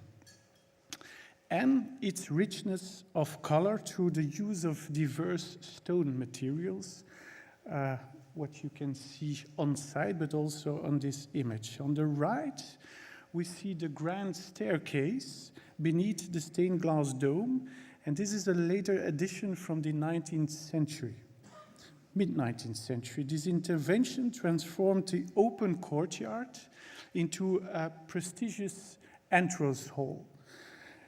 This hall leading to what in Antwerp we call het schoon verdiep, the noble floor where the most representative rooms of the city government are located. These images tell a story of continuity and change. The City Hall as both a historical monument and as a living organism capable of transformation. The renovation project finds its origin in a dual ambition: sustainability and continuity of use. The city of Antwerp wanted a building that will perform responsible and environmental terms: insulated, ventilated, equipped with energy efficient systems, while maintaining its authenticity. Achieving this project as a BREEAM Very Good certification in a listed building of this complexity was already an accomplishment in itself. At the same time, the project sought to reaffirm in the City Hall as a political heart of Antwerp, bringing all aldermen back under one roof, and ensuring that governance continues to take place in this building, but also in the historical center of the city. In the design phase, represented here by these two sectional drawings, we worked by listening closely to the existing structure. The new interventions were conceived not as a contrast, but as a kind of continuation and an architectural conversation across centuries. Subtle yet significant gesture bring renewed spatial quality to the second floor, which was formerly dark and fragmented. These interventions primarily aim to response, applicability to provide as many solutions as possible while respecting the building integrity. The restoration process also required respect respect for the building's many historical layers. It was impossible to return to one specific period. Instead, the project sought coherence among diverse decorations, artworks, and alterations accumulated over time. In that sense, the restoration itself became another chapter, a new transition in the life of the monument. The monument teaches us how to adapt. By studying the proportions and the rhythm of the lower levels, we introduced a design that extends the logic of the original structure, while transforming its atmosphere. What was once shadowed and neglected upper floor has become a luminous verlicht verdiep, a bright open layer that reconnects the building vertically and symbolically. Again, the monument teaches us how to adapt. And here is the entire team. Architects, engineers, craftsmen, public servants, each of them contributed their skill, dedication, and their pride. For all of us, this project was more than a renovation. It was a dialogue with history, a collective act of care, and a lesson on how monuments can guide us towards a more sustainable and meaningful future. Thank you, and you're welcome to visit this building at a half an hour from here. The Antwerp City Hall, a fantastic project. And only at the Europa Nostra Awards you can go from the Renaissance to Art Nouveau in less than a minute, because we go to Hotel Solvay here in Brussels, restoring Victor Horta's Art Nouveau masterpiece while addressing structural and waterproofing issues was really challenging and has turned out to be a model for sustainable heritage care. And here with us is Barbara van der Wee, who will now introduce us to this extraordinary Art Nouveau project. Please, the floor is yours.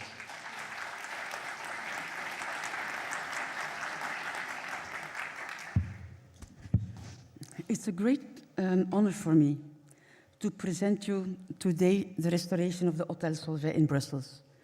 This magnificent masterpiece by architect Victor Horta. The restoration was focused on the street facade and the roofs. In the name of the owner, Alexandre Wittamer, who was not able to come, we thank Europa Nostra for this award. After my small introduction, a short video will illustrate the restoration process in more detail, showing images of the completed work. The restoration was a truly special project. Such a unique heritage site requires a multidisciplinary approach and the expertise of skilled craftsmen who still master traditional techniques. During the preparation of the facade restoration and throughout the construction works, close collaboration between the architect, the structural engineer, and the metalworker led to sustainable solutions for the structural challenges of the two loggias and the balconies. A detailed color analysis of the metal elements revealed the original tones, allowing the facade to once again harmonize beautifully with the interior. For the roof restoration, the team was joined by a building physics engineer. Thanks to his expertise, the original attic ventilation system, designed by Victor Horta himself, was brought back into use. At the same time, new skylights were added, motorized, and connected to weather station to prevent overheating of the interior.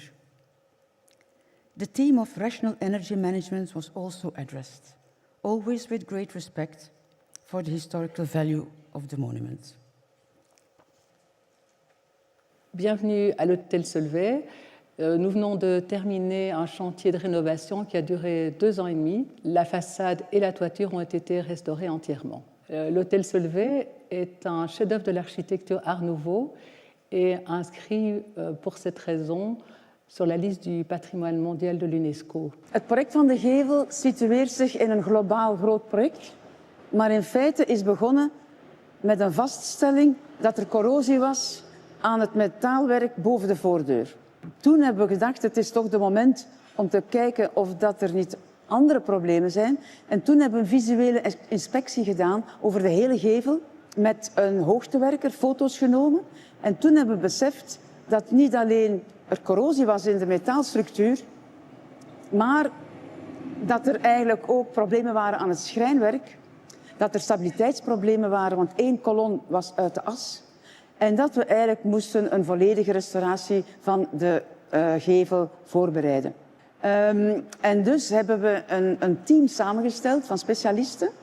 De specialisten van metaal, van hout, dakwerkers, specialisten steenkappers, allemaal verzameld om ons te ondersteunen voor dit project. We bevinden ons voor de voordeur en boven de voordeur heb je een grote loggia in metaal. En in feite, de problematiek van de restauratie kunnen we eigenlijk uitleggen aan de hand van dit element. De structuur is een metaalstructuur geassembleerd. En met andere woorden, wat er achter deze structuur zit, is niet zichtbaar. En daarom was de restauratie zo complex. We moesten alles demonteren. We hebben heel het metaalstructuur gedemonteerd, zodat de ingenieurs konden meten, rekenen en onderzoeken of de structuur die binnenin deze loggia zich bevond nog in orde is. En dan natuurlijk ook het schrijnwerk. Het schrijnwerk was in zeer slechte staat. We hebben het gedecapeerd, gevernist, gerestaureerd. Een heel groot werk. Veel van de opendraaiende vleugels werden gedemonteerd, in het atelier gerestaureerd en teruggebracht. We bevinden ons in het dak, op de zolder. En het dak is bijna volledig beglaasd. En het is heel specifiek, want er zijn 2 grote lichtkoepels die licht geven op de grote lichtschachten waar de trappen in het gebouw natuurlijk licht ontvangen. Voor de rest van het dak is het in lei. Dus de restauratie van het dak is en de beglazing volledig vernieuwen, de structuur van Horta behouden en restaureren en natuurlijk integreren het systeem dat Horta bedacht heeft voor de natuurlijke ventilatie. De natuurlijke ventilatie voor de oververhitting tegen te gaan is geautomatiseerd en er is bijkomend nog openingen voorzien voor één geval, omdat er vandaag in de verandering van het klimaat toch andere parameters zijn er bijkomende ventilatieopeningen voorzien. L'hôtel Solvay est un chef-d'œuvre de l'architecture Art Nouveau. La maison a été construite par l'architecte Victor Horta à la fin du 19e siècle pour l'ingénieur et l'industriel Armand Solvay sur l'élégante avenue Louise à Bruxelles. Les travaux ont duré presque 8 ans. Ils débutent en 1895. Toute la décoration a été conçue et dessinée par Victor Horta pour cette maison. Donc c'est une œuvre totale. Aujourd'hui, l'hôtel Solvay est un musée privé. Le propriétaire est Alexandre Vitamer et ses grands-parents l'ont acheté au Solvay en 1958 pour y installer des ateliers de haute couture. Ils étaient couturiers. Et par cet achat, ils sauvent le bâtiment d'une démolition certaine. L'hôtel Solvay a retrouvé son lustre d'autrefois après 2 ans et demi de travaux d'un chantier hors norme grâce à Alexandre Vitamer, le propriétaire, qui s'est résolu à entreprendre ces travaux. Thank you. Hôtel Solvay here in Brussels. Project again that took 8 years to realize, and many of the people here worked on projects for years and years and years, and then you have 5 minutes to present it, which of course is impossible. But we're very grateful that every one of you is trying to at least convey your enthusiasm and your dedication to your work. So we go from Belgium, we go to Cyprus for the Nicosia Old Municipal Market. This project transformed a 1960s market near the buffer zone into a lively social and cultural hub, supporting urban regeneration and bi-communal cooperation. Please welcome Karalambas Prunch. No? Ah, okay. Okay, George Taranidis, the mayor is not here. The mayor is here. Oh, the mayor is here, but not on the stage. Okay, well, I leave it to you. Mr. Tsaranganidis, architect of the Nicosia municipality. Thank you.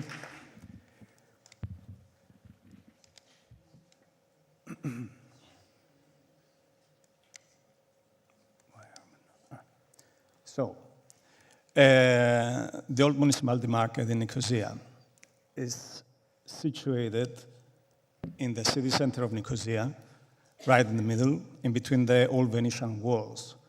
It was building of reinforced concrete, constructed in 1965. Architect was Mr. Stavros Economou. He was a very known architect at its period. And it's an excellent example of postmodernist architecture in Cyprus. Due to its excellent architecture, the building is categorized as a listed building. It was constructed for two uses. Actually, in the ground floor was the municipal market, and on the first floor were the offices of the Nicosia municipality. The building, the plan was a square of 45 meters per 45, 4 perimetrical wings of 2 stores, creating an internal main lobby of 7 meters high. As I said before, on the ground floor was the municipal market, and on the first floor were the offices of the Nicosia municipality. There was no connection in between the 2 floors. Actually, to go to the first floor, you needed to move externally. These are some of the particularities of the building, like the exposed red bricks externally, the sunshades on the first floor in all the windows, the skylights internally, the mosaics internally, the vertical windows, louver windows. Those are some of the main particular things of architectural detailings of the building. Now, the reuse. Today, the building is hosting Science, which is a corporation of 5 universities with the collaboration of the Nicosia municipality. The 5 universities are the Cyprus University, the Open University, the Technological University of Cyprus, and there is the participation of the UCL of London and the Max Planck of Berlin. The corporation is actually deals with smart systems, interactive media, robotics, etc. Their architectural needs in the building were particular, and there were more in square meters than the building that we had, and the square meters of the building that we have. Now, our main goal, of course, firstly was to restore the building in its architecture, in its colors, in its details. And secondly, it was to endure all these needs of innovation and the research centers such as science. Now, first of all, we wanted to maintain the ground floor, which was a public space because it was the market before. We wanted to maintain uses that they were going to give us the public identity, such as conferences, meeting rooms, co-working spaces, coffee shops, and to make it more accessible, we opened a new entrance in the east part, which is in your right, and with the west entrance that we had before, we created a new access that connects the 2 squares that exist next to the building with the main lobby of the building. Now, as I said before, we needed to expand because we didn't have the square meters. We couldn't expand externally because we didn't have any plot more to expand to. So we expanded internally. We created structures made of steel and glass. All their facades are made of glass.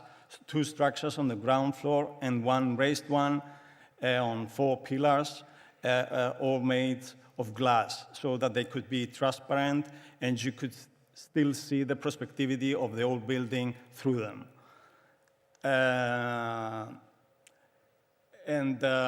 As I said, there was no connection between the ground floor and the first floor, so we needed to create that. So we created a new metal stair, 2 raised walkways. In each walkway, we positioned 2 elevators that they bring you to all 5 levels of the building, including the rooftop and the basement.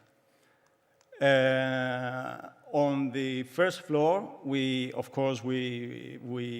positioned mostly private offices, like the headquarters of the corporation, and the offices of the researchers and their students, plus some particular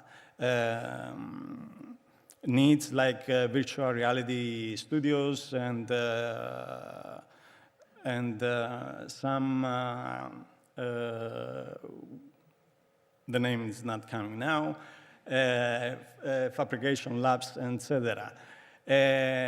Once the building was constructed, it's statically anti-seismic. All its electromechanical are brand new. Its energy efficiency is up to category A, and there is accessibility to all disabled people all over the building. Some more particularities of the building, such as the new skylights, the old skylights, and the new pillars for the metal structure. As I said, the restoration wanted to bring back all the materials, all the colors, and that's what we did.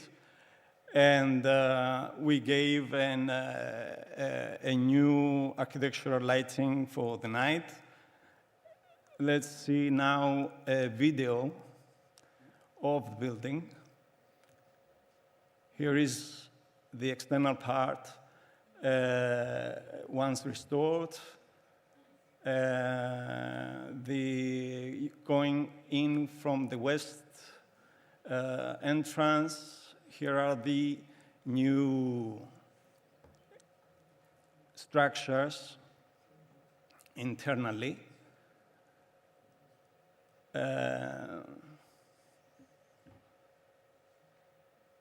The old skylights above, the new walkways that they give you new perspectivities to see the internal part of the old building. Some of what we've left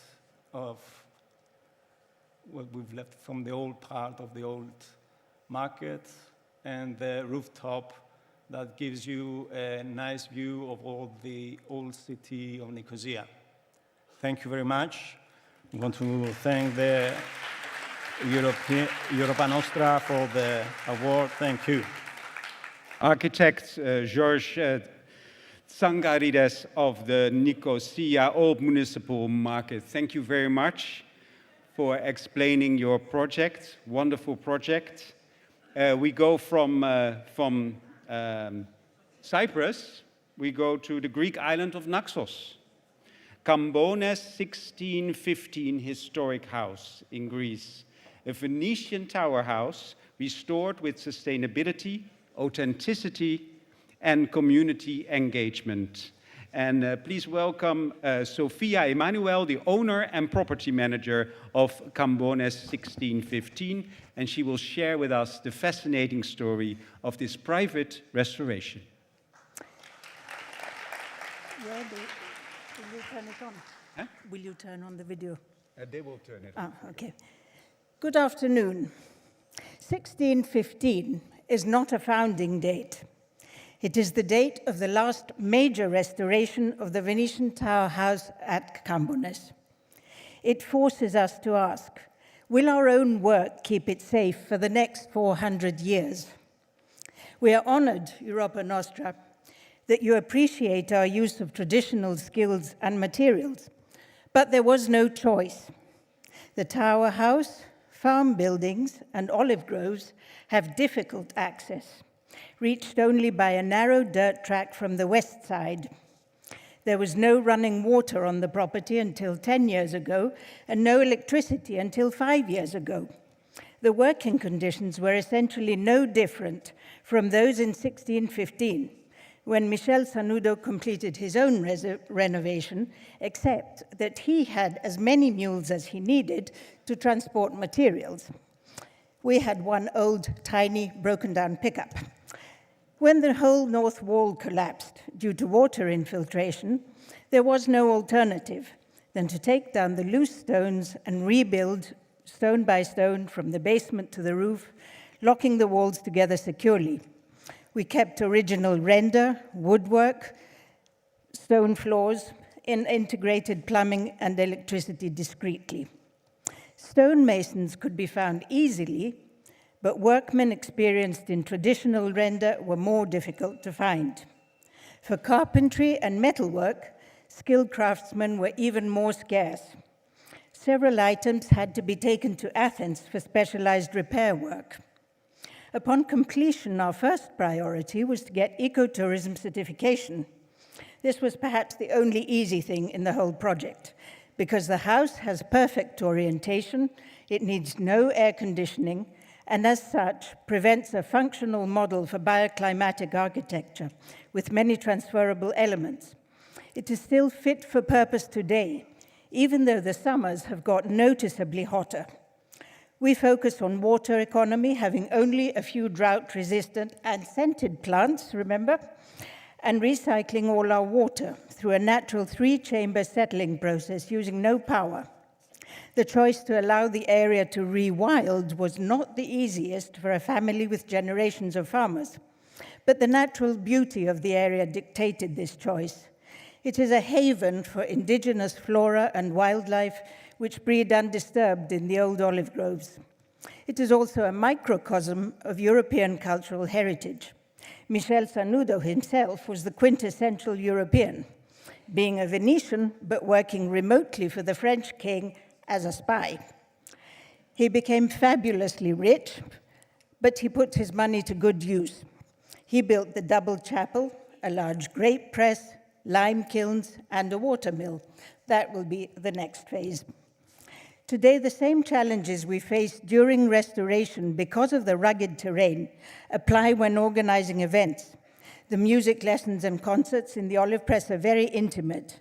Social occasions, such as baptisms and weddings, are also small-scale. Events like weddings introduce guests to elements of local cultural heritage, such as music, dance, crafts, and cuisine. Being labor-intensive, they offer employment opportunities to members of a small community like ours. I cannot end without referring to the intense pressure for development that rural areas face on our islands. While Europa Nostra gives us this award for our past and current efforts, we receive it gratefully in the knowledge that the future looks brighter. Thank you.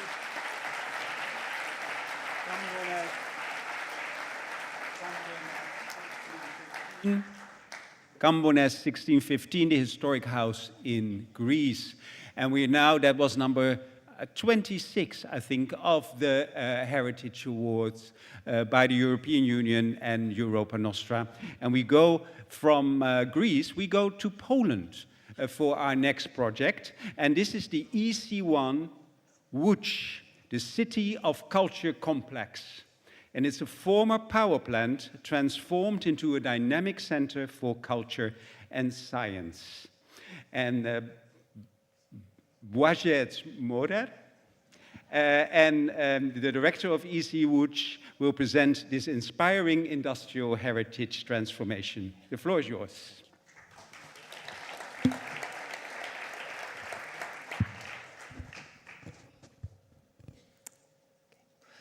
Ladies and gentlemen, it's a great honor to stand before you today representing EC1, a place where the past and the future of which Poland come together. We are proud that our story is recognized here by Europa Nostra at the European Heritage Excellence Day. The first municipal power plant of Łódź once had a very simple mission. For nearly a century, it powered our city with electricity. Today, the same site inspires people to discover science, to enter the world of popular culture, and to share moments of excitement and curiosity. At the beginning of the 19th century, Łódź was just a small village of 800 people. Within a few decades, it transformed into the textile capital of Poland, or at that time the Russian Empire, known as the Promised Land. This rapid growth created a multicultural, ambitious, but also deeply socially divided city. And in the middle of this transformation in 1907, our monumental power plant began to light up factories, trams, and individual homes. Almost 100 years later, in year 2000, the plant went silent, disconnected from the grid. The halls grew empty, machines gathered rust, and the site seemed forgotten. But instead of tearing it down, Łódź chose a different path, to give EC1 a new life. That choice was revitalization, not just restoring bricks and steel, but redefining what a city should offer to its people. EC1 became a symbol of this new way of thinking, once again full of energy, but now in the form of culture, education, and science. Today, EC1 is a home to the new National Center for Film Culture, where the story of Polish cinema begins with the biopleograph, constructed by Kazimierz Pruszyński, the first device for recording moving images in our lens, and continues towards the future of film. It is also home for the Center for Comic Books and Interactive Narratives, which builds on the tradition of the International Festival of Comic Books and Games, organized since almost 40 years in our town.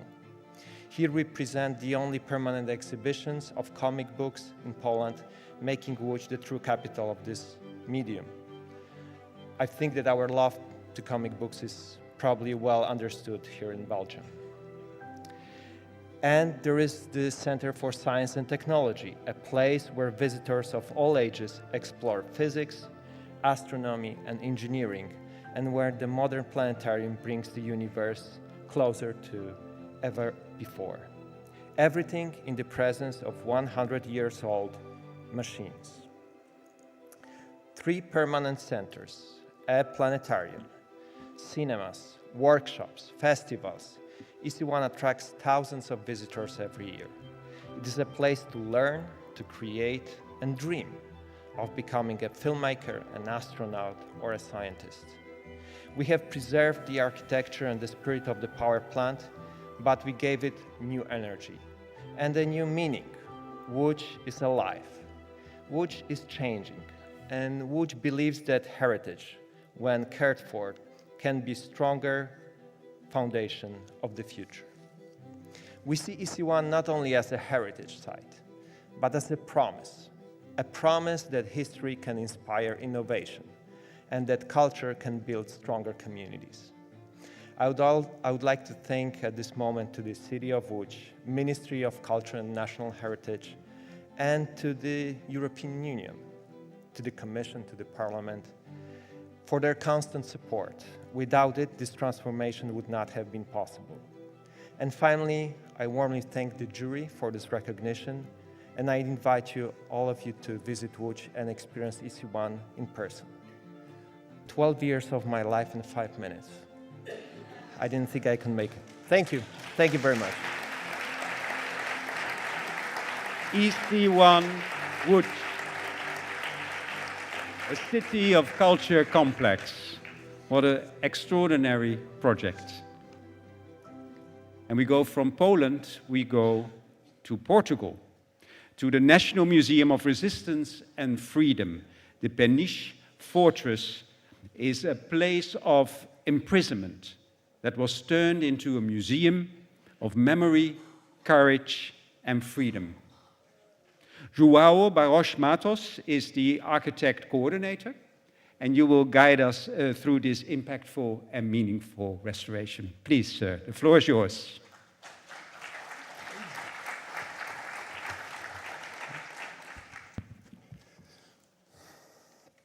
Good afternoon. I am sincerely grateful for this important distinction, and I would like to thank the Europa Nostra organization for its remarkable work.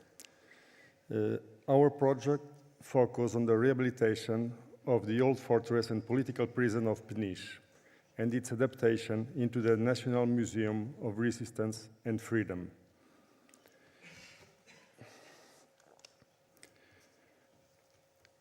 The project involved the entire team of our architecture studio, with the Museus and Monumentos as the project owner. Our work included not only the adaptation of the building itself, but also the museographic layout.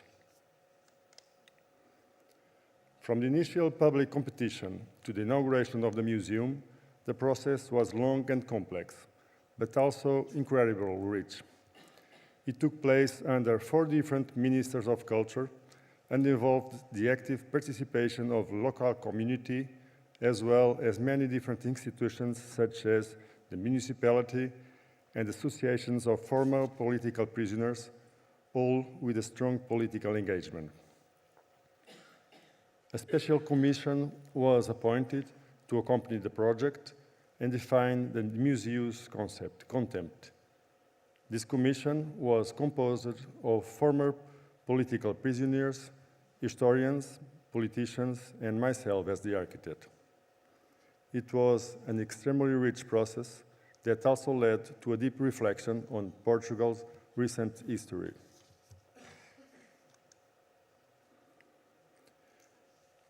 The site itself and the prison spaces are not just a backdrop for the museum. They are part of its content, spaces of memory where the visible and the invisible overlap. In this context, the main focus of the intervention was to preserve the authenticity of the site and to conserve existing buildings, courtyards, and interior spaces. However, unlike other areas of conservation, such as painting or sculpture, in the discipline of architecture, conserving is not just about preserving or restoring. A building is a living organism with changing functions, the need of new infrastructures with all kinds of alterations and marks over the time. Therefore, the project was grounded in a deep understanding of and knowledge of the existing structures, and our approach was to design and transform in continuity with the existing buildings in line with their historical development.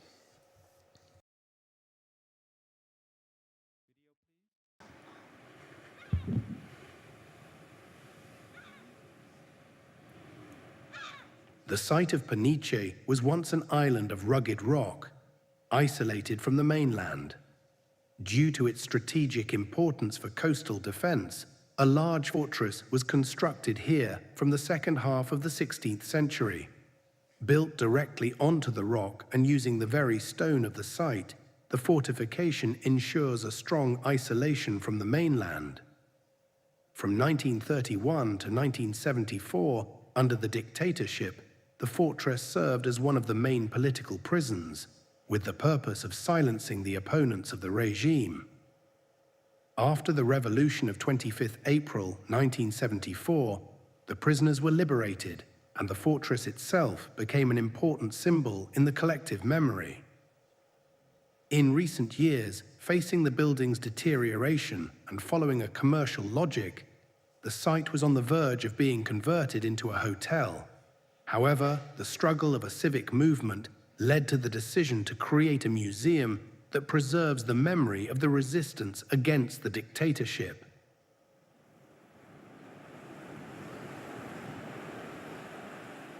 The architectural project was based on preserving the authenticity of existing constructions, revealing 4 distinct layers of time: the rock, the fortress, the political prison, and the museum. At the same time, the intervention embraced the idea that conserving, adapting, and building anew are complementary actions that together form the core of the museum's concept. The entire project was organized around the cistern courtyard, part of the 16th century fortress, which has become a freely accessible public space. The old prison was divided into separate units, with buildings and courtyards completely isolated from each other. The adaptation into a museum required the creation of a new museological path that connects all the blocks and courtyards. New concrete elements were introduced, ensuring full accessibility for all visitors. Some interior spaces that had lost their character were transformed, including the entrance atrium, which is now served by the museum cafe and bookshop. The different levels of the prison cells were preserved, expressing the lived experience of incarceration, such as the parlatorio, the room where prisoners received their rare visits under the close surveillance of guards. New exhibition spaces were created with the content presented in a dark, enclosed and protected atmosphere, shaping a place where memory is kept. Engraved on the memorial plaque are the names of more than 2,500 former political prisoners who were held in Peniche.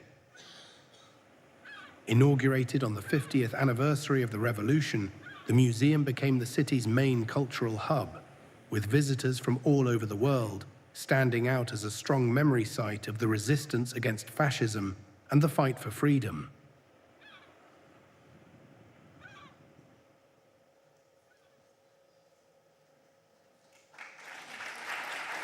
Thank you very much. The National Museum of Resistance and Freedom, Peniche Fortress in Portugal. And we go from Portugal next door to Spain, to the Puerta de Alcalá in Madrid, a careful restoration of Madrid's iconic gateway, preserving its majesty for generations to come. Elena Hernando Gonzalo, Director General of Cultural Heritage, and Blanca Mora Calderon, the Head of Cultural Heritage Restoration at Madrid City Council. Please, welcome. And tell us your story of your magnificent restoration. Thank you very much. Thank you to Europa Nostra for this wonderful award. We are so proud of it. The restoration of La Puerta de Alcalá has been the most ambitious intervention since its construction. As you can see here, over 100 specialists, including conservators, architects, scientists, and historians, worked together, combining scientific research with traditional craftsmanship. The project was made possible thanks to the collaboration of different administrations and organizations. Advanced tools such as 3D scanning, ultrasound, and lab analysis provided new insights into the monument's structure and conservation needs. At the same time, traditional skills like stone masonry, metalwork, ensured full compatibility with the original materials. Another key point of the project was sustainability. A preventive conservation plan now monitors temperature, humidity, pollution, and vibrations in real time. In addition, Birds of prey were introduced to reduce damage caused by nesting and droppings. Public engagement was central. More than 12,000 people joined guided visits through the program Open of Restoration, and a dedicated website made the process accessible to citizens and experts alike. As part of the UNESCO World Heritage Site Paseo del Prado and Buen Retiro, a landscape of arts and science, this project sets a European benchmark for heritage conservation by combining science, innovation, sustainability, and public participation. In short, this milestone ensures both the preservation and the understanding of La Puerta de Alcalá for future generations. To conclude, here's a short video showing the development of this exciting project.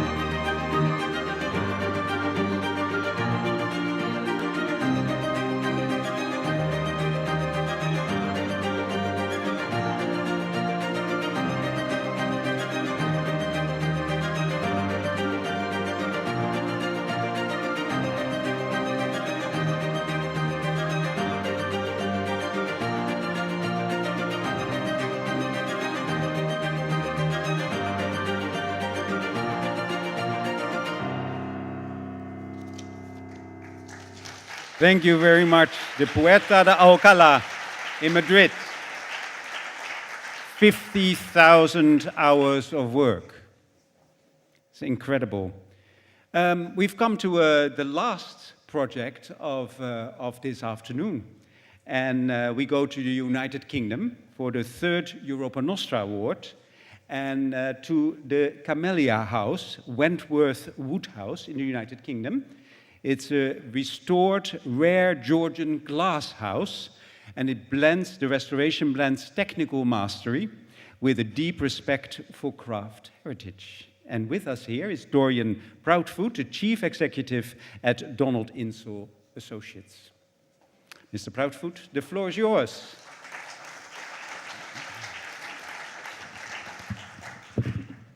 Thank you very much. I appreciate I'm the last obstacle between you and your glass of wine and your evening meal, so I will be as brief as I can.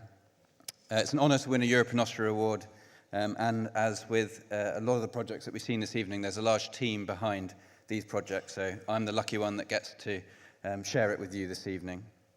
So the Camellia House is the building in the foreground, and it sits in the estate of Wentworth Woodhouse, which is in South Yorkshire in England. The mansion, you can see up to the top on the right, and the stables above the Camellia House on the left are all in similar states of decay and requiring repair. But this award and this 5-minute presentation focusing on the Camellia House in the foreground. I'll just skip over that one to give you a first view of the Camellia House in its heyday. So it was originally built in 1738 as a tea house for the lady of the mansion, the manor house, to entertain guests. It was then extended in the 19th century to add this glass house on the south front to house rare camellias that were being collected from the Far East. And the collection that they grew there became, or is now, some of the oldest in the Western world. I'll go back to show you a significant part of the history of the site is the open cast coal mining that happened throughout the garden. You can see the mansion at the top of the screen, and the Camellia House is here in the foreground, where the mining curves around it, only missing it by a few meters. And this provided a key practical challenge to the project, as the whole building subsided as a result of this mining in the 1940s, and gives the building today a clear character of its site with the sloping floors. So after decades of neglect by the previous owners, the building, as you can see on the screen here, was placed on the Heritage at Risk Register. It's also Grade 2 star listed, and there was urgent action required to save not just the building from collapse and loss, but also the rare camellias and the unique camellias inside. So inside, there was broken floor slabs sitting on over the top of the historic underfloor heating, the hypercost system that was powered by coal back in the day, decaying plaster falling off the walls, and the doors and windows and the joinery all rotting away. However, there was enough material there retained for us to believe that we could do an authentic restoration whilst responding to the brief from the client to create a sustainable, inclusive, accessible cafe space and community space to give this building a new life. And despite the collapsed roof, the historic camellias had survived. In fact, they had thrived. They were growing out of the open roof at one point and had to be trained back to control them before this project started. But protecting and retaining these rare plants in situ became central to our conservation strategy. There was absolutely no way we were going to be able to move them. So this shows a link between the camellia room and the tea room where people were entertained. And it's this crossover between the social and the horticultural heritage that was something we were keen to revive and to respect, but this time for the general public, not just for the private owners of the house. We had to protect the camellias in situ, so we designed adaptable protection for them. They had to be cleaned daily to an artificial light, and we installed a modern artificial underfloor heating system that you can see on the far right to replace the heating of the past. There were small sections of authentic paneling retaining that allowed us to combine conservation and research to recreate the original features. So the end result, a fully functional building once more with sash windows opening for natural ventilation, opening roof lights to provide the perfect conditions for the camellias, alongside an authentic restoration, but with modern sustainability. Some more examples of interventions being replaced, but using the historic material as the clues. So the glass roof, the ground source heat pump, the rainwater harvesting, fully accessibility, all hidden behind the authentic restoration. We think this has raised the benchmark for sustainability in heritage projects And key to this was the community involvement. This was the cornerstone of the project. We provided heritage skills training, community activities, we created jobs, learning opportunities, and a welcoming space for all. So the tea room is now a cafe, and this provides new income, which supports the maintenance of the Camellia House itself and the restoration of other buildings on the estate. And finally, so the Camellia House stands as a model for sustainable, inclusive heritage reuse. The building has been removed from the at-risk register and has been open to over 8,800 visitors since it opened in April last year. There are lots of funders to thank for the project, including the National Heritage Lottery Fund, Historic England, and lots of others. But we think this demonstrates how heritage can be a catalyst for community, sustainability, and inclusion, all values that we think are at the heart of Europa Nostra. Thank you very much. The Camellia House in Wentworth Woodhouse in the United Kingdom is the last project we discuss here today. 30 award winners, what an incredible collection of people and projects, and that give, as Sneška said when we started this meeting, hope for a better and inclusive future.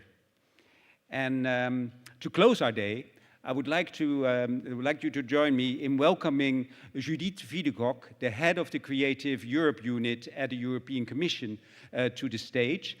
She leads the cultural strand of Creative Europe and brings extensive experience from her distinguished career at the Commission.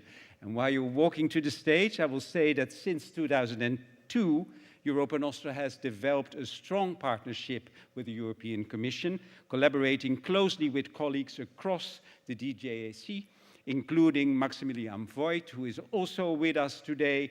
And thank you and your team for your professionalism, dedication, and ongoing support. We appreciate it highly, and we're very much looking forward to your closing remarks.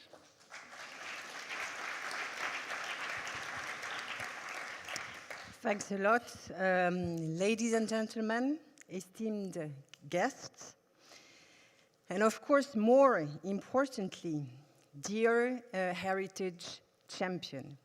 I'm extremely happy to be here today, this afternoon. I've been really amazed by the presentation of your extraordinary projects, and I'm going to deliver closing remarks for this wonderful afternoon that we have spent together. I would like to take the opportunity, as we are closing this excellent day, to reflect on a journey that we have shared the last hours, a journey that for some of you has begun many years ago. Today, we have heard about the very best of heritage practices from across our continent.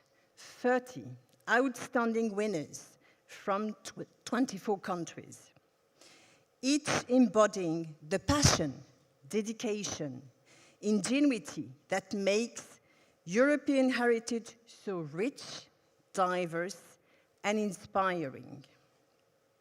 This year's edition of the European Heritage Award, Europa Nostra Awards, has truly been a celebration of excellence, but also a strong reminder of our sheer diversity this sector represents. From the restoration of the grand public monuments, like the Puerta de Alcalá in Madrid, to a small private Venetian tower house in the island of Naxos in Greece. From a cross-border research project exploring the significance of smell in European heritage, to a heritage volunteers program that bridges generations and culture, helping revitalizing neglected heritage sites and demonstrating the value of community-based heritage practice. We have seen visionary initiatives supporting the sustainable upkeep of built heritage in Slovakia, ensuring that our historic environment remain vibrant and resilient for generations to come. We have been inspired by the French innovative restoration outreach, which has developed the power of digital media to engage millions, turning heritage into a shared experience that transcends borders and generation. And we have celebrated the commitment of a heritage champion from Greenland, who has dedicated her life to safeguarding the built heritage of her homeland. Dear award winners, all your projects have been selected from 251 eligible applications submitted from 41 countries across Europe. So I think that we can conclude that you are, without any doubt, the best of the best. It is very hard to overstate the many accomplishments of this year's laureates. Your inspiring initiatives demonstrate how cultural heritage can be a powerful force for our change in Europe, strengthening communities, supporting well-being, fueling creativity, and contributing to more resilience. Cultural heritage connects people across generations and borders. It brings Europe's citizens closer together, united in our rich diversity. It brings beauty and meaning to our daily life and can help shape a more beautiful, sustainable, and inclusive future.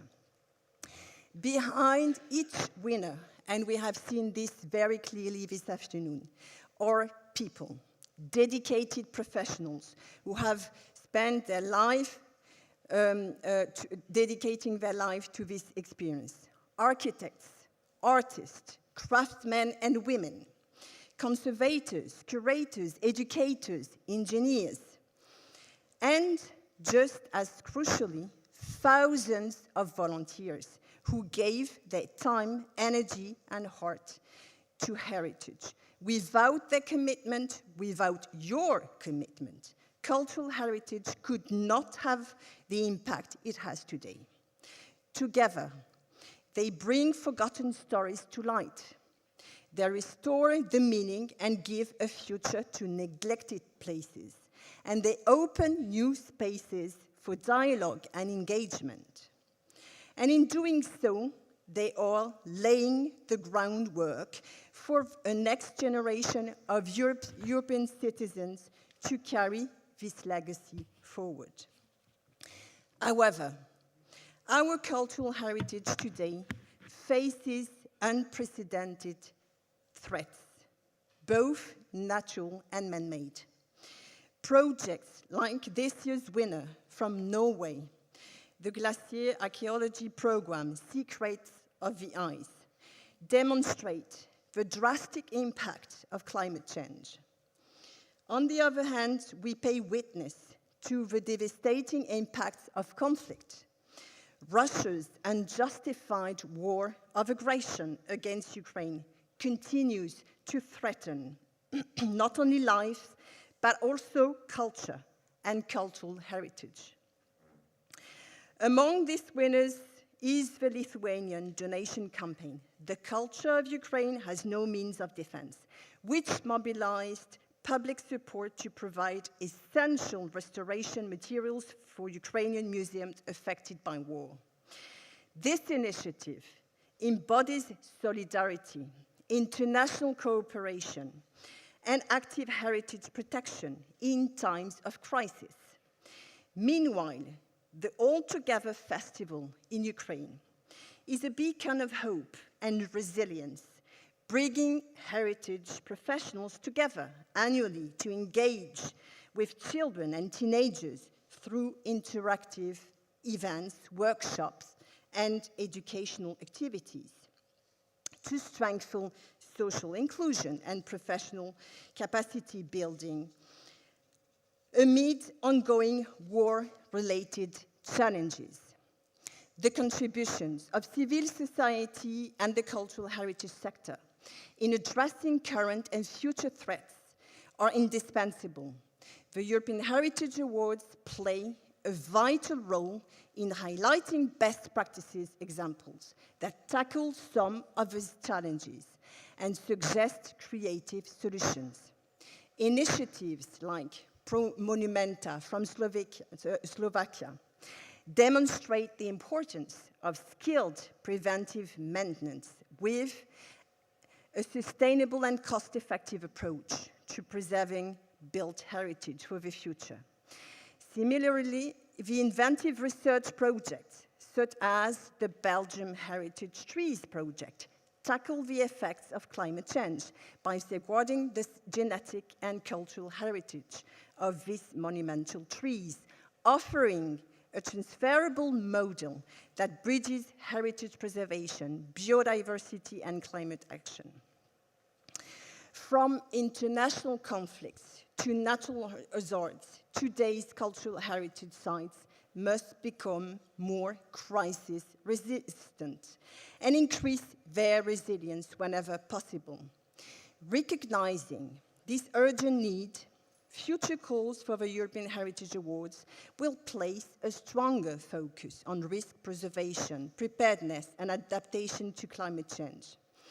Critical questions lie ahead. How can cultural heritage be better prepared against natural and non-natural hazards? What can be done to prevent damage in the future? How can heritage adapt to climate change and help mitigate the risks? And how can cultural heritage contribute to a more sustainable future for all of us? Another key aspect that I would like to highlight this afternoon is access to culture and cultural heritage and inclusivity. Empowering people from all walks of life to engage with experience and contribute to the rich cultural tapestry of Europe. The European Heritage Awards are meant to encourage citizens' engagement with a cultural environment and highlight outstanding initiatives that seek to develop meaningful relationships with audiences and stakeholders. This afternoon, we saw many excellent examples of projects that enhance social inclusion, open the space for intercultural and intergenerational dialogue. I am thinking of all the presentations that stress the importance of engaging local communities, bringing experts from across Europe together with those who have lived next to cultural heritage sites their entire life and feel deeply connected with them. Heritage projects create spaces for encounters beyond borders, opportunities to overcome challenges together, share unforgettable moments, and make joint discoveries, and to learn both with and from each other, while preserving and truly sharing our European heritage. In that, and in other ways, many of the winning projects we saw today enhance social inclusion and intercultural dialogue. They opened access for diverse groups, including participants from disadvantaged backgrounds, people with fewer opportunities, and non-traditional audiences who have found their place in heritage practices. I am also glad to see that many projects actively included and addressed the younger generation. Giving young people access to heritage, involving them in heritage practices from a very early age. For example, the Hedgehog Home, Inventing a Better World project, reimagine a beloved children's poem through co-creation with young children and students, promoting intergenerational dialogue and inclusivity. European Union has been financially supporting European heritage for many years, in particular through the Creative Europe program. For more than 2 decades, Europa Nostra and the European Commission have been working hand in hand to shine a spotlight on these exceptional achievements. Launched by the European Commission in 2002 and run by Europa Nostra ever since, the European Heritage Awards have celebrated an impressive 674 award winners from 47 countries. Together, we have created a vibrant community that not only safeguards the past, but actively builds the future of the European heritage. And while I look forward to joining all of you tomorrow for the official award ceremony, today has been a rare privilege. Hearing your reflections, learning about your journeys, and gaining insight into these challenges that you have overcome has been incredibly moving and thought-provoking. This afternoon exchanges have shown us not just what you have achieved, but how you have achieved it with creativity, courage, collaboration, and the belief in the value of cultural heritage for our society. Your stories have reminded us heritage work is not easy. It takes technical expertise, a wide range of skills, the ability to innovate, but also passion, perseverance, and overall patience. This is what transforms a good project into an exceptional one. Heritage is not only about preserving the past. It is about shaping a better, more sustainable, and more inclusive future. Heritage connects us, teaches us, and empowers us to envision a future where culture and history are living forces for community, education, and innovation. Before closing, I would like to express our deep gratitude to the members of the 5 selection committees and the Heritage Award jury. These dedicated professionals from across Europe have volunteered their time and expertise to carefully evaluate every submission. And thanks to their experience and their perspective, each entry has been reviewed with care, dedication, and fairness, making these awards possible. Their knowledge, passion, and integrity ensure the excellence and credibility of the awards. And we are truly thankful for their invaluable contribution to this important work. I would also like to thank the members of Europa Nostra personally, whose dedication and passion makes this action possible. Of course, the Secretary General of Europa Nostra, our dear Sneška, as well as the dedicated colleagues, Elena Bianchi, who unfortunately could not be there today, and her colleague Camilla, the program manager and assistant of the European Heritage Award. And I would like also to thank our moderator for the afternoon that has done a wonderful job. Again, to all of you, my congratulations. Thank you for your tireless work, your vision, your commitment to Europe's shared heritage. By preserving heritage and engaging communities, you create beauty, you create hope, you create a sense of belonging. You also create economic value. But in summary, I think that you create our future. Thank you. Thank you. Mrs. Wiedekoch, thank you very much for your inspiring words. We are almost at the end now. It's almost time to network. If you feel a little bit shy, please ask one of our Europa Nostra colleagues or one of your colleague award winners to introduce you to someone to start cooperating and to start a new partnership maybe, or to find new projects together, because the heritage world is a world of networking. And we'll have the opportunity very soon, but I'll give a last word here to the Secretary General of Europa Nostra, Sneška Quaedvlieg-Mihailović. Please come to the stage for a last inspiring word. First of all, thank you so much, Walter, for having conducted so well this wonderful, wonderful first day of our European Cultural Heritage Summit. Do I need this or do I take this? I think. Yes, that's easier, so I can speak with hands as well. Now, I just wanted, dear Judith, it was so impressive. The way how, I would say, you were like a weaver. The way how you brought all this extraordinary diversity of energy, of skills, of types of heritage, of types of activities, countries, periods together. Thank you so much. Because that partnership between the European Commission and Europa Nostra, which is a civil society organization, is showing that it works.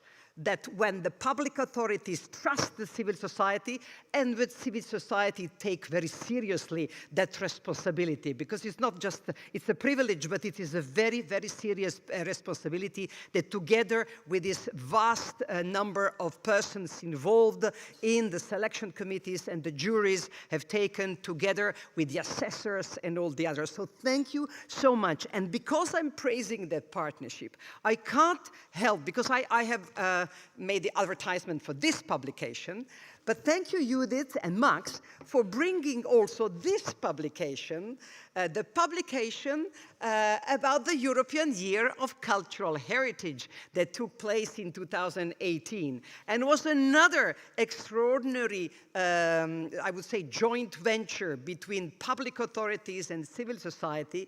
And of course, I can't help, because I have in front of me the person who was fighting with us for this year. Silvia, please stand up. Silvia Costa, honorable, at that time, member of the European Parliament. And it was at that time, Silvia Costa was also the chair of the Committee on Culture and Education of the European Parliament. So all together, and with the support of Cristina Loglio, her advisor, now our vice president, Cristina, grazie as well. And I see Erminia, Cristina here. I see Erminia, I see Ondina. I saw Ondina because also Diaconu, unfortunately, Mircea, who is not anymore with us, but it was a fantastic mobilization of all of us for cultural heritage.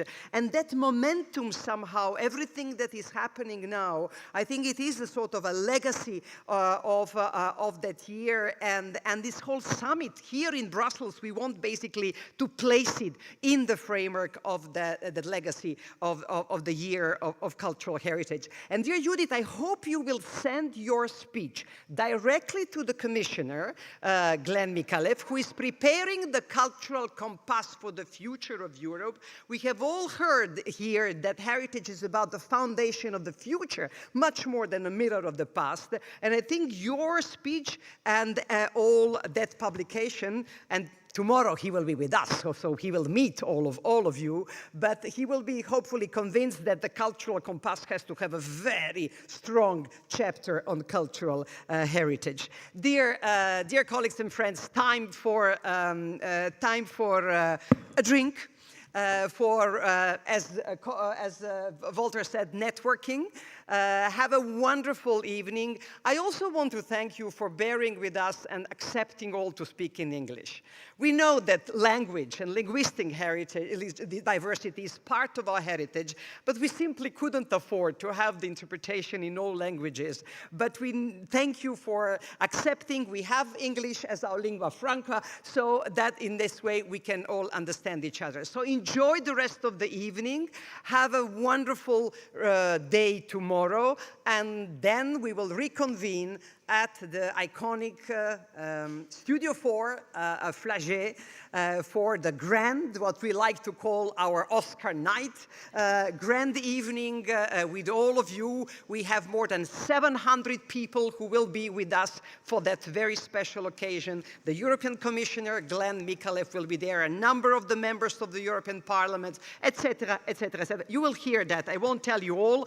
I just want to tell you, you are all extraordinary winners. And if you ask me, and I was discussing with the chair of the jury, I think we would have given to all of you a Grand Prix. But, you know, you will hear tomorrow who we had, the Commission says 5 and not more. We will then build a suspense, but you are definitely all the shining star and the champions of heritage. Thank you.